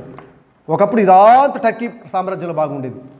క్రమంగా ఒక జబ్బు వచ్చినటువంటి మనిషి బాగా తగ్గిపోయి బలహీనంగా ఎట్లయితాడో విశాలమైనటువంటి రాజ్యంగా ఉన్నటువంటి టర్కీ సామ్రాజ్యం తగ్గిపోయి ఒక చిన్న రాజ్యంగా అయిపోయింది అన్నట్టు. అందుకే జబ్బు వచ్చిన మనిషి ఏ విధంగా తగ్గిపోయి కుచించిపోతుంటాడు, అవునా, టర్కీ కూడా ఆ విధంగా తగ్గిపోయింది. సిక్మెన్ ఆఫ్ యూరోప్ అనే నిక్ నేమ్ ఉందన్నట్టు. ఇప్పుడు కేవలము ఆసియా ఖండంలోనే ఉంది. యూరోప్లో కొద్ది భాగం ఉంది, 90% ఆసియాలో ఉంది. యూరోప్లో చిన్న ప్రాంతం ఉంది టర్కీ. ఆ కాన్స్టాంటినోపుల్ అనేటటువంటి ఒక ప్రఖ్యాత పట్టణము టర్కీలో భాగంగా ఉన్నదన్నట్టు. అయితే ఎప్పుడైతే ఈ బాల్కన్ ప్రాంతంలో టర్కీ ఆధిపత్యం తగ్గిందో, ఒట్టోమన్ టర్కుల యొక్క ప్రభావం తగ్గిందో, ఆ ప్రాంతం మీద గ్రిప్పు కోసము ఫ్రాన్సు, బ్రిటను, రష్యా, జర్మనీ పారిశ్రామికంగా అభివృద్ధి చెందిన దేశాలు చావు. ఆ దేశాలన్నీ ఈ ప్రాంతం మీద గ్రిప్ పెట్టుకోవాలి. ఎందుకంటే నౌకలు పోవాలన్నా రావాలన్నా ఈ ప్రాంతం మీద మనకి గ్రిప్ ఉండాలి అని చెప్పేసి ఆ బాల్కన్ ప్రాంతం మీద పట్టు కోసం, ఎందుకంటే 3 సముద్రాలు మించిపోవాలి.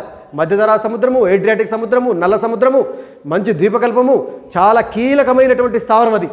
ఆ స్థావరం మీద కనుక మనకు గ్రిప్ ఉంటే నౌకలు పోయే నౌకల్ని వచ్చే నౌకల్ని మన కంట్రోల్ చేయొచ్చు, మన ఆధీనంలో ఉంటే మనం కంట్రోల్ చేయొచ్చు అని చెప్పేసి ఈ ప్రాంతం మీద ఆధిపత్యం కోసము పారిశ్రామిక దేశాలు ఘర్షణ పడ్డాయి.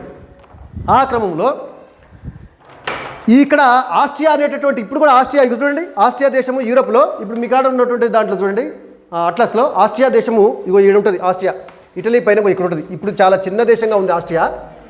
ఇటలీ పొలిటికల్ మ్యాప్ చూడండి అమ్మా, పొలిటికల్ మ్యాప్లో చూడండి 56 పేజీలో చూడండి ఆస్ట్రియా అని ఉంటుంది చూడండి, 56 పేజ్ నెంబర్. ఇగో ఇక్కడ ఇగో ఈ పింక్ కలర్ చూడండి, ఆస్ట్రియా ఉందా? ఆస్ట్రియా కూడా చూడండి, గుర్తించారు కదా. ఆస్ట్రియా అనేది కూడా ఇప్పుడు మనకి చాలా చిన్న దేశంగా ఉంది, కానీ ఒకప్పుడు విశాలమైనటువంటి ఆస్ట్రో హంగేరియన్ సామ్రాజ్యం. హంగేరియన్ యూరోప్లో ఉన్నటువంటి పెద్ద రాజ్యాలలో ఆస్ట్రియా ఒకటి.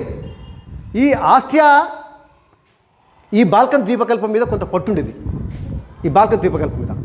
సో ఆ క్రమంలో ఈ ఆస్ట్రియా సామ్రాజ్యంలో కూడా ఇంతకుముందు చెప్పినట్టుగా అనేక జాతుల వాళ్ళు, అనేక భాషలు మాట్లాడే ప్రజలు ఉండేటోళ్ళు. వాళ్ళు ఏం చేస్తున్నారు? ఆస్ట్రియా నుంచి విడిపోయి మా జాతి వాళ్ళ వరకు సపరేట్ దేశంగా ఉండి మేము అభివృద్ధి సాధించాలి అని తిరుగుబాటు చేస్తున్నారు ఆస్ట్రియా రాజు మీద. అర్థమైందా? ఆస్ట్రియా సామ్రాజ్యంలో విశాలమైనటువంటి భూభాగం ఉండేది. అందులో అనేక జాతుల వాళ్ళు, అనేక ప్రజల వాళ్ళు ఉండేవాళ్ళు. వాళ్ళు ఈ సామ్రాజ్యం నుంచి విడిపోయి దేని ఆధారంగా? జాతి ఆధారంగా. ఒక జాతి వాళ్ళందరూ ఐక్యంగా ఉండి ఈ సామ్రాజ్యం నుంచి విడిపోయి మేము ఒక జాతి రాజ్యంగా ఆవిర్భవిస్తామని చెప్పేసి అనేక తిరుగుబాటు జరుగుతుంది. తిరుగుబాటు జరుగుతున్న క్రమంలో చక్రవర్తి ఊకుంటాడా? ఆస్ట్రియా రాజు ఊకుంటారా? ఆ తిరుగుబాట్లను అణచివేసి తన సామ్రాజ్యాన్ని కాపాడుకోవడానికి ప్రయత్నిస్తారు. ఏ రాజు అంతే చేస్తారు కదా. రాజ్యంలో ఎక్కడైతే తిరుగుబాటు జరుగుతుందో ఆ తిరుగుబాటును అణచివేసి ఆ ప్రాంతం రాజ్యం నుంచి చేజారిపోకుండా రాజులు వాళ్ళు ప్రయత్నిస్తుంటారు. ఆ క్రమంలో ఆస్ట్రియాలో బోస్నియా అనేటటువంటి ఒక ప్రాంతం ఉండేది. బోస్నియా సింపుల్గా మీకు నేను ఇక్కడ మ్యాప్లో ఉన్నట్టుగా గీయట్లేదు, కానీ సింపుల్గా మీకు ఒక డయాగ్రామ్ ఒక మ్యాప్ గీసా. ఇది ఆస్ట్రియా, అవునా? ఇక్కడ ఒక బోస్నియా అనేటువంటి ఒక ప్రాంతం ఉంది. ఈ బోస్నియా కూడా ఆస్ట్రియా సామ్రాజ్యంలో భాగమే. వింటురా? ఇది ఆస్ట్రియా అయితే ఇది బోస్నియా. అయితే బోస్నియాలో ఉన్నటువంటి ప్రజలు ఆస్ట్రియా వాళ్ళ భాషతో పోలిస్తే వాళ్ళు వేరే, వాళ్ళ సంస్కృతి వేరే, వాళ్ళ కల్చర్ కానీ వాళ్ళ యొక్క జాతి అంతా వేరే. ఇక్కడ ఉండే జాతి వాళ్ళు ఎవరంటే సెర్బ్ జాతి వాళ్ళు. సెర్బ్ జాతి, సెర్బులు అంటారు వీళ్ళని. సెర్బ్ జాతి వాళ్ళు. ఈ బోస్నియాలో ఉన్నటువంటి సెర్బ్ జాతి వాళ్ళు ఆస్ట్రియా ఆధీనంలో ఉన్నారు, అంతేనా? ఆస్ట్రియా యొక్క సామ్రాజ్యంలో భాగంగా ఉన్నారు. కానీ ఎప్పటి నుంచో వీళ్ళు ఆస్ట్రియా నుంచి విడిపోయి ఒక సపరేట్ జాతి కదా, వీళ్ళు సెర్బ్ జాతి కదా, విడిపోయి ఒక బోస్నియా అనేటువంటి ఒక ప్రత్యేక దేశం ఏర్పడాలి, మేము ఒక ప్రత్యేక దేశంగా, స్వతంత్ర దేశంగా ఆవిర్భవించి మేము అభివృద్ధి సాధించాలని వీళ్ళు ఎప్పటి నుంచో తిరుగుబాటు చేస్తున్నారు. ఈ తిరుగుబాటుని ఆస్ట్రియా రాజకుటుంబం అణచివేస్తుంది. ఆస్ట్రియా రాజకుటుంబం అణచివేస్తుంది. మీరు మా ప్రాంతంలో, ఈ ప్రాంతం అంతా మా రాజ్యంలో భాగం, మీరు విడిపోవడానికి వీలు లేదు అని చెప్పేసి వీళ్ళని అణిచివేస్తుంది ఆస్ట్రియా. అయితే ఈ బోస్నియాలో ఉన్నటువంటి ఈ సెర్బులకు పక్కన ఒక సెర్బియా అని ఒక దేశం ఉంది. సెర్బియా, అర్థమైందా? సెర్బియా అనే ఒక దేశం ఉంది. ఈ సెర్బియాలో ఉన్నటువంటి వాళ్ళందరూ సెర్బులు, బోస్నియాలో ఉన్న వాళ్ళు కూడా సెర్బులే. అర్థమైందా? ఈ బోస్నియాలో ఉన్నటువంటి సెర్బు జాతులకు వాళ్ళ యొక్క తిరుగుబాటుకు సెర్బియా మద్దతు ఇస్తుంది. ఎందుకు? మా జాతి వాళ్ళు, వీళ్ళు సెర్బులే కాబట్టి వీళ్ళు మా సెర్బు జాతి వాళ్ళు, వీళ్ళు స్వతంత్రం కోసం పోరాడుతున్నారు. ఏది? ఆసియా నుంచి స్వతంత్రం కోసం పోరాడుతున్నారు కాబట్టి వీళ్ళకి మద్దతు ఇవ్వడం మా బాధ్యత అనుకొని వీళ్ళకి ఆయుధాలు కావచ్చు, డబ్బు పరంగా కావచ్చు, అనేక రకాలుగా ఈ సెర్బియా తిరుగుబాటుదారులు, బోస్నియా తిరుగుబాటుదారులు సెర్బియా యొక్క సహకారంతో ఆస్ట్రియా మీద తిరుగుబాటు చేస్తున్నారు. ఆస్ట్రియా వాళ్ళు దీనికి, అమ్మాయి ఇటు చూడమ్మా, ఈ ఆస్ట్రియా వాళ్ళు దీనికోసము సెర్బియా మీద ఆగ్రహంగా ఉన్నారు. ఎందుకు? మా రాజ్యంలో ఒక ప్రాంతం వాళ్ళు తిరుగుబాటు చేస్తుంటుంటే నువ్వు జోక్యం చేసుకొని వాళ్ళకి మద్దతు ఇస్తావు, అర్థమైందా?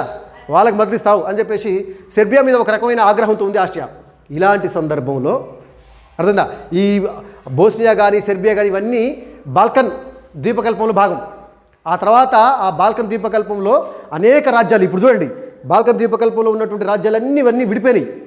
తర్వాత యుగోస్లేవియా దేశం ఏర్పడ్డది మొదటి ప్రపంచ యుద్ధం తర్వాత, రెండో ప్రపంచ యుద్ధం తర్వాత. ఆ తర్వాత చెకోస్లోవేకియా, ఆ తర్వాత అనేక రాజ్యాలు చూడండి, హంగరీ, ఆ తర్వాత రొమేనియా, తర్వాత క్రొయేషియా, సెర్బియా, మాంటెనిగ్రో, బల్గేరియా, ఇవన్నీ ఇప్పుడు ఇక్కడ ఉన్నాయి చూడండి దేశాలు, ఇక్కడ ఈ ప్రాంతంలో ఉన్న దేశాలు ఇవన్నీ బాల్కన్ ద్వీపకల్పంలో భాగమే ఈ దేశాలన్నీ. తర్వాత విచ్ఛిన్నమై చిన్న చిన్న దేశాలైనాయి, జాతి రాజ్యాలు ఏర్పడ్డాయి, ఒక్కొక్క జాతి వాళ్ళు, ఒక్కొక్క భాష వాళ్ళు, ఒక రాజ్యంగా. ఇప్పుడు ఇది చూడు నాన్న, ఇటు చూడు, ఇప్పుడు ఈ బోస్నియా ప్రాంతంలో ఉన్నటువంటి సెర్బు జాతి వాళ్ళు ఆస్ట్రియా సామ్రాజ్యం నుంచి విడిపోతాము, మా జాతి వాళ్ళంతా కలిసి ఒక ప్రత్యేక దేశంగా ఏర్పడతాము అని తిరుగుబాటు చేస్తుంటుంటే ఆ తిరుగుబాటును అణచడానికి ఆస్ట్రియా ప్రయత్నిస్తుంది. ఈ తిరుగుబాటు మద్దతుగా సెర్బియా ఉంది, ఎందుకంటే వీళ్ళు సెర్బు జాతి వాళ్ళే, వీళ్ళు సెర్బు జాతి వాళ్ళే. ఇలాంటి పరిస్థితుల్లో ఆస్ట్రియా రాజకుమారుడు, ఆయన ఎవరై అంటే ఆర్చ్ డ్యూక్ ఫెర్డినాండ్ వచ్చి బోస్నియాలో పర్యటించాడు. ఎందుకు పర్యటించిండంటే బోస్నియా అనేది మా సామ్రాజ్యంలో భాగమే అని తెలియజేయడం కోసం. అర్థమైందా? ఆస్ట్రియా యువరాజు ఫెర్డినాండ్ బోస్నియా వచ్చి తన భార్యతో కలిసి బోస్నియాకు వచ్చిండు. బోస్నియాకు వచ్చి ఇక్కడ పర్యటిస్తుండు. ఎందుకు పర్యటిస్తుండంటే ఇక్కడ తిరుగుబాటుదారులారా, ఖబర్దార్, ఎవరు తిరుగుబాటు చేయొద్దు, ఇక్కడ ఉన్నటువంటి బోస్నియా ప్రాంతం మొత్తం ఆస్ట్రియాలో భాగమే, అవునా, కాబట్టి ఎవరు తిరుగుబాటు చేయొద్దు అని చెప్పేసి వాళ్ళని హెచ్చరించడం కోసము బోస్నియాకు వచ్చిండు. బోస్నియాకు వస్తే బోస్నియాలో ఉన్న తిరుగుబాటుదారులు, మేము ఈ దేశం నుంచి వేరు కావాలని చెప్పేసి మేము తిరుగుబాటు చేస్తుంటే మా కాడికే వచ్చి నువ్వు పర్యటిస్తావా అని చెప్పేసి ఒక సెర్బు జాతి తిరుగుబాటుదారుడు ఆస్ట్రియా యువరాజు ఫెర్డినాండ్ని, అతని భార్య సోఫియాని హత్య చేస్తాడు. రాజకుమారుడు, ఆయన భార్య, ప్రిన్స్ అండ్ ప్రిన్సెస్ ఇద్దరిని ఈ బోస్నియాలో ఉన్నటువంటి సెర్బు తిరుగుబాటుదారుడు హత్య చేస్తాడు. ఆస్ట్రియా ఊకుంటుందా? ఎమ్మటే సెర్బియాకు ఒక అల్టిమేటం జారీ చేసింది. ఈ తిరుగుబాటు వెనక, ఈ హత్య వెనక నీ హస్తం ఉంది. ఎందుకు? తిరుగుబాటుదారులు నీ యొక్క సహాయంతో తిరుగుబాటు చేస్తున్నారు కాబట్టి మర్యాదగా ఈ హత్యకు నువ్వే బాధ్యురాలివి. దీనికి ఎప్పుడు హత్య జరిగింది? ఎప్పుడట? 1914 జూన్ 28. జూన్ 28న బోస్నియాలో పర్యటిస్తున్నటువంటి ఆస్ట్రియా యువరాజు అయినటువంటి ఫెర్డినాండ్, అతని యొక్క భార్య అయినటువంటి సోఫియాని సెర్బు తిరుగుబాటుదారుడు హత్య చేసిండు. హత్య చేయటం వెనుక ఈ తిరుగుబాటుదారులకు నువ్వే మద్దతు ఇస్తున్నావు, దీనికి నువ్వు సమాధానం చెప్పాలని చెప్పి ఒక లెటర్ రాస్తుంది. ఎవరు? ఆస్ట్రియా. ఎవరికి? సెర్బియాకి లెటర్ రాస్తుంది. ఎందుకంటే ఈ తిరుగుబాటు వెనక నువ్వున్నావు, నీ హస్తం ఉందని చెప్పేసి. సెర్బియా ఏం చెప్పింది ఆస్ట్రియా? ఆ లెటర్లో నెల రోజుల్లోగా ఈ హత్యకు నువ్వు సమాధానం చెప్పకపోతే, నువ్వు క్షమాపణ చెప్పకపోతే నీ దేశం మీద దాడి చేస్తాం మేమని చెప్పేసి సెర్బియాకు ఒక లెటర్ రాసింది. నెల రోజులు అంటే ఇప్పుడు జూన్ 28 అంటే ఇప్పుడు 1914 జూలై 28 తారీఖు కల్లా నువ్వు సమాధానం చెప్పాలి. చెప్పలేదనుకో ఒక నెల రోజులు గడువిస్తాను నీకు. ఈ నెల రోజుల్లో నేను రాసిన లెటర్కి సమాధానం చెప్పాలి అని చెప్పేసి ఆస్ట్రియా సెర్బియాకు లెటర్ వస్తుంది. సెర్బియాకి లెటర్ వస్తే సెర్బియా సింపుల్గా తీసి వదలు పడేసింది. మాకు సంబంధం లేదు, ఇది మాకు సంబంధం లేని విషయం, మేము ఆ హత్యని మేము ప్రోత్సహించలేదు, ఆ హత్యానికి మేము లేము, మాకు అసలు సంబంధమే లేదు అని చెప్పేసి అసలు లెటర్ రాయలే, వాళ్ళకి తిరుగు సమాధానం రాయకపోయేసరికల్లా కరెక్ట్గా నెల రోజుల తర్వాత 1914 జూలై 28న ఆస్ట్రియా సెర్బియా మీద దాడి చేసింది. ఇది మొదటి ప్రపంచ యుద్ధం స్టార్ట్ అయింది. ఇది తక్షణ కారణం, మొదటి ప్రపంచ యుద్ధానికి గల ఇమ్మీడియట్ ప్రావకేషన్ అన్నట్టు, ఇది ఇమ్మీడియట్ కాజ్. ఇప్పుడు ఇంతకుముందు చెప్పుకున్నటువంటి మనము ఈ దురహంకారత పూర్తి జాతీయవాదం కావచ్చు, తర్వాత సైనికవాదం కావచ్చు, రహస్య ఒప్పందాలు కావచ్చు, ఇవన్నీ గత 20-30 సంవత్సరాలుగా పెనవేసుకున్నటువంటి కారణాలు. కానీ మొదటి ప్రపంచ యుద్ధం అవుట్బ్రేక్ కావడానికి, వెంబడి స్టార్ట్ కావడానికి ఆస్ట్రియా వచ్చి సెర్బియా మీద దాడి చేయడానికి కారణం. ఆస్ట్రియా సెర్బియా మీద ఎందుకు దాడి చేసింది? ఆస్ట్రియా యువరాజు అయినటువంటి ఫెర్డినాండ్, అతని భార్య సోఫియాను బోస్నియాలోని ఒక సెర్బ్ జాతీయుడు హత్య చేసిండు. ఈ హత్య వెనుక సెర్బియా ఉంది అని చెప్పేసి లెటర్ రాసి నెల రోజుల్లాక మాకు సమాధానం చెప్పాలి అని చెప్తే సెర్బియా దాన్ని తేలిగా కొట్టిపారేసింది. దాంతో నెల రోజుల తర్వాత అంటే 1914 జూలై 28వ తారీఖు రోజు ఆస్ట్రియా సెర్బియా మీద దాడి చేసింది. ఈ సెర్బియాకు మద్దతుగా రష్యా వచ్చింది. ఇక్కడ రష్యా ఉంటుంది, రష్యా వచ్చింది. ఎందుకంటే రష్యాలో ఉన్నటువంటి మెజారిటీ వాళ్ళు సెర్బ్ జాతీయులు, అదంట రష్యాలో ఉన్నటువంటి మెజారిటీలు సెర్బ్ జాతీయులు. సో దాంతో సెర్బు జాతి వాళ్ళైనటువంటి సెర్బియాని రక్షించడం నా కర్తవ్యం అని చెప్పేసి సెర్బియా యుద్ధంలోకి వచ్చింది. సెర్బియా యుద్ధంలోకి వచ్చేసరికి ఆస్ట్రియాకు మద్దతుగా జర్మనీ వచ్చింది. ఎందుకు? అంతకుముందే వాళ్ళకి ఒప్పందం ఉంది కదా, త్రిరాజ్య సంధి. ఈ త్రిరాజ్య సంధిలో ఎవరెవరున్నారు? ఇటలీ, ఎస్, ఈ దేశాలు ఉన్నాయి. సో కాబట్టి ఆస్ట్రియాకు మద్దతుగా త్రిరాజ్య సంధిలోని దేశాలు, రష్యా వచ్చేసరికల్లా రష్యాకు మద్దతుగా బ్రిటన్, ఫ్రాన్స్ వచ్చినాయి. ఎందుకు? 3 కూటములు కదా, అంతకుముందే మనం మిత్ర కూటములను చెప్పుకున్నాం. సో ఆ విధంగా రష్యాకు మద్దతుగా బ్రిటన్, ఫ్రాన్స్ వచ్చినాయి. ఆస్ట్రియాకు మద్దతుగా టర్కీ వచ్చింది. టర్కీ తర్వాత జర్మనీ. ఈ దేశం క్రమక్రమంగా ఇది ప్రపంచ యుద్ధానికి దారితీసింది. ఒక చిన్న యుద్ధం, ఆస్ట్రియా పోయి సెర్బియా మీద దాడి చేసినటువంటి ఈ చిన్న యుద్ధము చిలికి గాలివాన్లాగా ప్రపంచ యుద్ధంగా మారిపోయింది. ఎందుకు? అంతకుముందే వాళ్ళకి కూటములు ఏర్పడ్డాయి కాబట్టి, వాళ్ళు ఒప్పందాలు చేసుకున్నారు కాబట్టి, ఆ విధంగా ఇది మొదటి ప్రపంచ యుద్ధానికి దారి చేయడం జరిగింది. మొదటి ప్రపంచ యుద్ధంలో 2 కూటములు, కేంద్ర రాజ్యాలు, మిత్ర రాజ్యాలు. కేంద్ర రాజ్యాలు ఏంటి అంటే Austria, Germany, Turkey. Austria, Germany, Turkey ఒకవైపు, దానికి మద్దతు ఇచ్చే దేశాలు మిగతాయి చిన్న చాలా దేశాలు ఉన్నాయి. ఈ ప్రధాన దేశాలు చెప్తున్నాను, బల్గేరియా లాంటి దేశాలు ఉన్నాయి. ఇక మిత్ర రాజ్యాలలో Britain, France, Russia. Britain, France, Russia, ఇవి మిత్ర రాజ్యాలు, అవునా? సో ఈ విధంగా రష్యాకు మద్దతుగా బ్రిటన్, ఫ్రాన్స్ వచ్చేసినాయి. యుద్ధము 1914 నుంచి 1918 వరకు కొనసాగింది. 1918 వరకు, 1914 to 1918 వరకు జరిగింది. మొదట్లో ఈ ఆస్ట్రియా, జర్మనీ దేశాలు కొన్ని మంచి యుద్ధంలో ముందంజలో ఉన్నాయి. కానీ ఆ తర్వాత మిత్రరాజ్యాలు యుద్ధంలో పాల్గొన్నాయి. 1917లో ఏమైందంటే 1917లో, అంటే యుద్ధం ముగియటానికి 1 సంవత్సరం ముందు, ఈ యుద్ధం నుండి రష్యా వైదొలిగింది. యుద్ధం నుంచి బయటకు వచ్చేసింది. ఎందుకంటే రష్యాలో ఒక విప్లవం వచ్చింది. యుద్ధంలో పాల్గొనేటప్పుడు రష్యా చక్రవర్తి పాలనలో ఉండేది. కానీ రష్యాలో అంతర్గతంగా ఒక తిరుగుబాటు వచ్చింది. తిరుగుబాటు వచ్చేసి రష్యా చక్రవర్తిని దించేసి అక్కడ ఒక కమ్యూనిస్టు ప్రభుత్వం, బోల్షివిక్ ప్రభుత్వం ఏర్పడింది. ఆ ప్రభుత్వం ఏం చేసిందంటే, ఇది మనకు సంబంధం లేని విషయము ఈ యుద్ధంలో, ఎందుకంటే మొదటి ప్రపంచ యుద్ధంలో అన్ని దేశాల కంటే ఎక్కువ బాగా భారీగా నష్టపోయింది రష్యా. మనకు అవసరమా అని చెప్పి అక్కడ ప్రజలు వ్యతిరేకించారు యుద్ధంలో పాల్గొనడానికి. ఎందుకంటే మన మీద ఎవరు దాడి చేయలే, మనం ఎందుకు యుద్ధంలో పోవాలి? ఎందుకంటే రష్యాలో అప్పటికే చక్రవర్తి పాలనలో ప్రజలు అనేక రకాలైనటువంటి బాధలతోటి చాలా రకంగా సఫర్ అవుతారు, తినడానికి తిండి లేని పరిస్థితి. ఇలాంటి సమయంలో యుద్ధంలో మనం పాల్గొంటే అవసరం ఏంది? ఎందుకంటే మిగతా అన్ని దేశాల కంటే కొన్ని లక్షల మంది రష్యా సైనికులు చచ్చిపోయారు. రష్యా వాళ్ళు తగుదనమ్మా అంటూ పోయింది, అందులో ఏలు పెట్టింది, చాలా భారీ నష్టం వాటింది. అందుకని చక్రవర్తిని తొలగించిన తర్వాత, తిరుగుబాటు చేసి చక్రవర్తిని తొలగించిన తర్వాత వచ్చినటువంటి ఈ కమ్యూనిస్టు ప్రభుత్వము ఈ 1917లోనే యుద్ధం నుంచి వైదొలిగింది. వైదొలిగిన తర్వాత అదే 1917లో అమెరికా వచ్చింది. ఈ దేశాల తరఫున అమెరికా వచ్చేసింది. అమెరికా యుద్ధంలో జరిగింది 1970లో.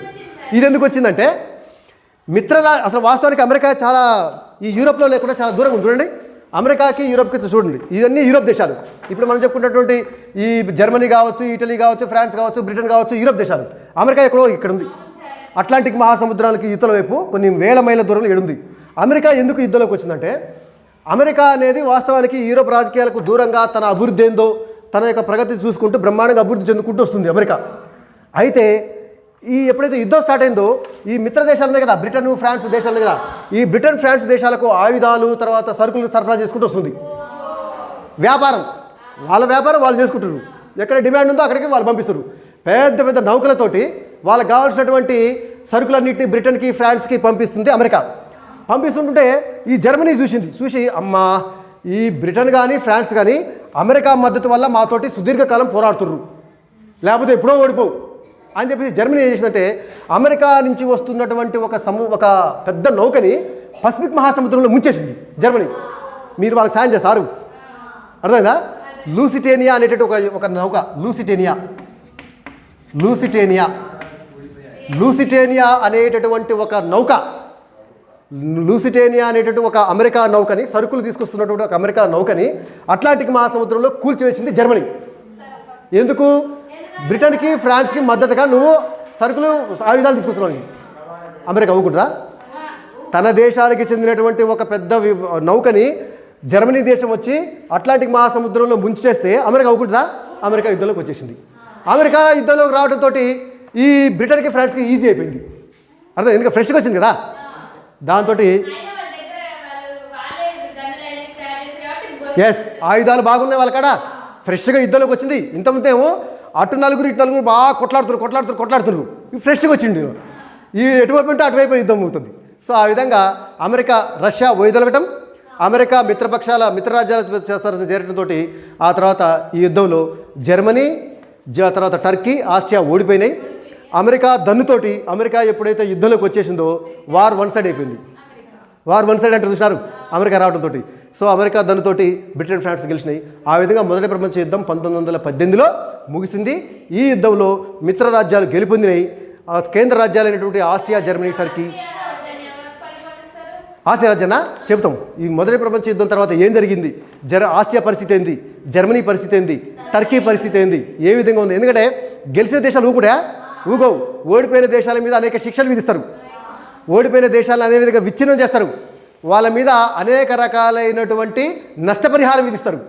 అందుకే ఈ మొదటి ప్రపంచ యుద్ధం తర్వాత ఒక సమావేశం జరిగింది ఒప్పందం కోసం. ఓడిపోయిన దేశాలకు గెలిచిన దేశాలకు మధ్య ఒక ఒప్పందం ఉండాలి కదా. ఆ ఒప్పందం కోసం ఒక సమావేశం జరిగింది. ఆ సమావేశాన్ని మనము వెర్సైల్స్ ఒప్పందం అంటాం. వెర్సైల్స్ ఒప్పందం ఏంది, అందులో ఏ కండిషన్స్ పెట్టినరు, నువ్వు అన్నట్టుగా మరి ఈ ఆస్ట్రియా పరిస్థితి ఏంది, జర్మనీ పరిస్థితి ఏంది, టర్కీ పరిస్థితి ఏంది అనేది మనం నెక్స్ట్ సెషన్లో చెప్పుకుందాము. ఈ విధంగా మొదటి ప్రపంచ యుద్ధము 1918లో ముగిసిపోయింది. ఈ యుద్ధంలో మిత్ర దేశాలు బ్రిటను, ఫ్రాన్స్, అమెరికా గెలిచినాయి. ఓడిపోయినటువంటి దేశాలు ఆస్ట్రియా, జర్మనీ, టర్కీ. రష్యా అంతకుముందు సంవత్సరమే యుద్ధం నుంచి వైదొలిగింది కాబట్టి ఇంకా దానికి సంబంధం లేదు, అవునా? తర్వాత సెషన్లో మనము వెర్సైల్స్ ఒప్పందం గురించి చెప్పుకుందాము. ఈ ముఖ్యమైనటువంటి అంశాలన్నీ రాసుకోండి. Okay, right.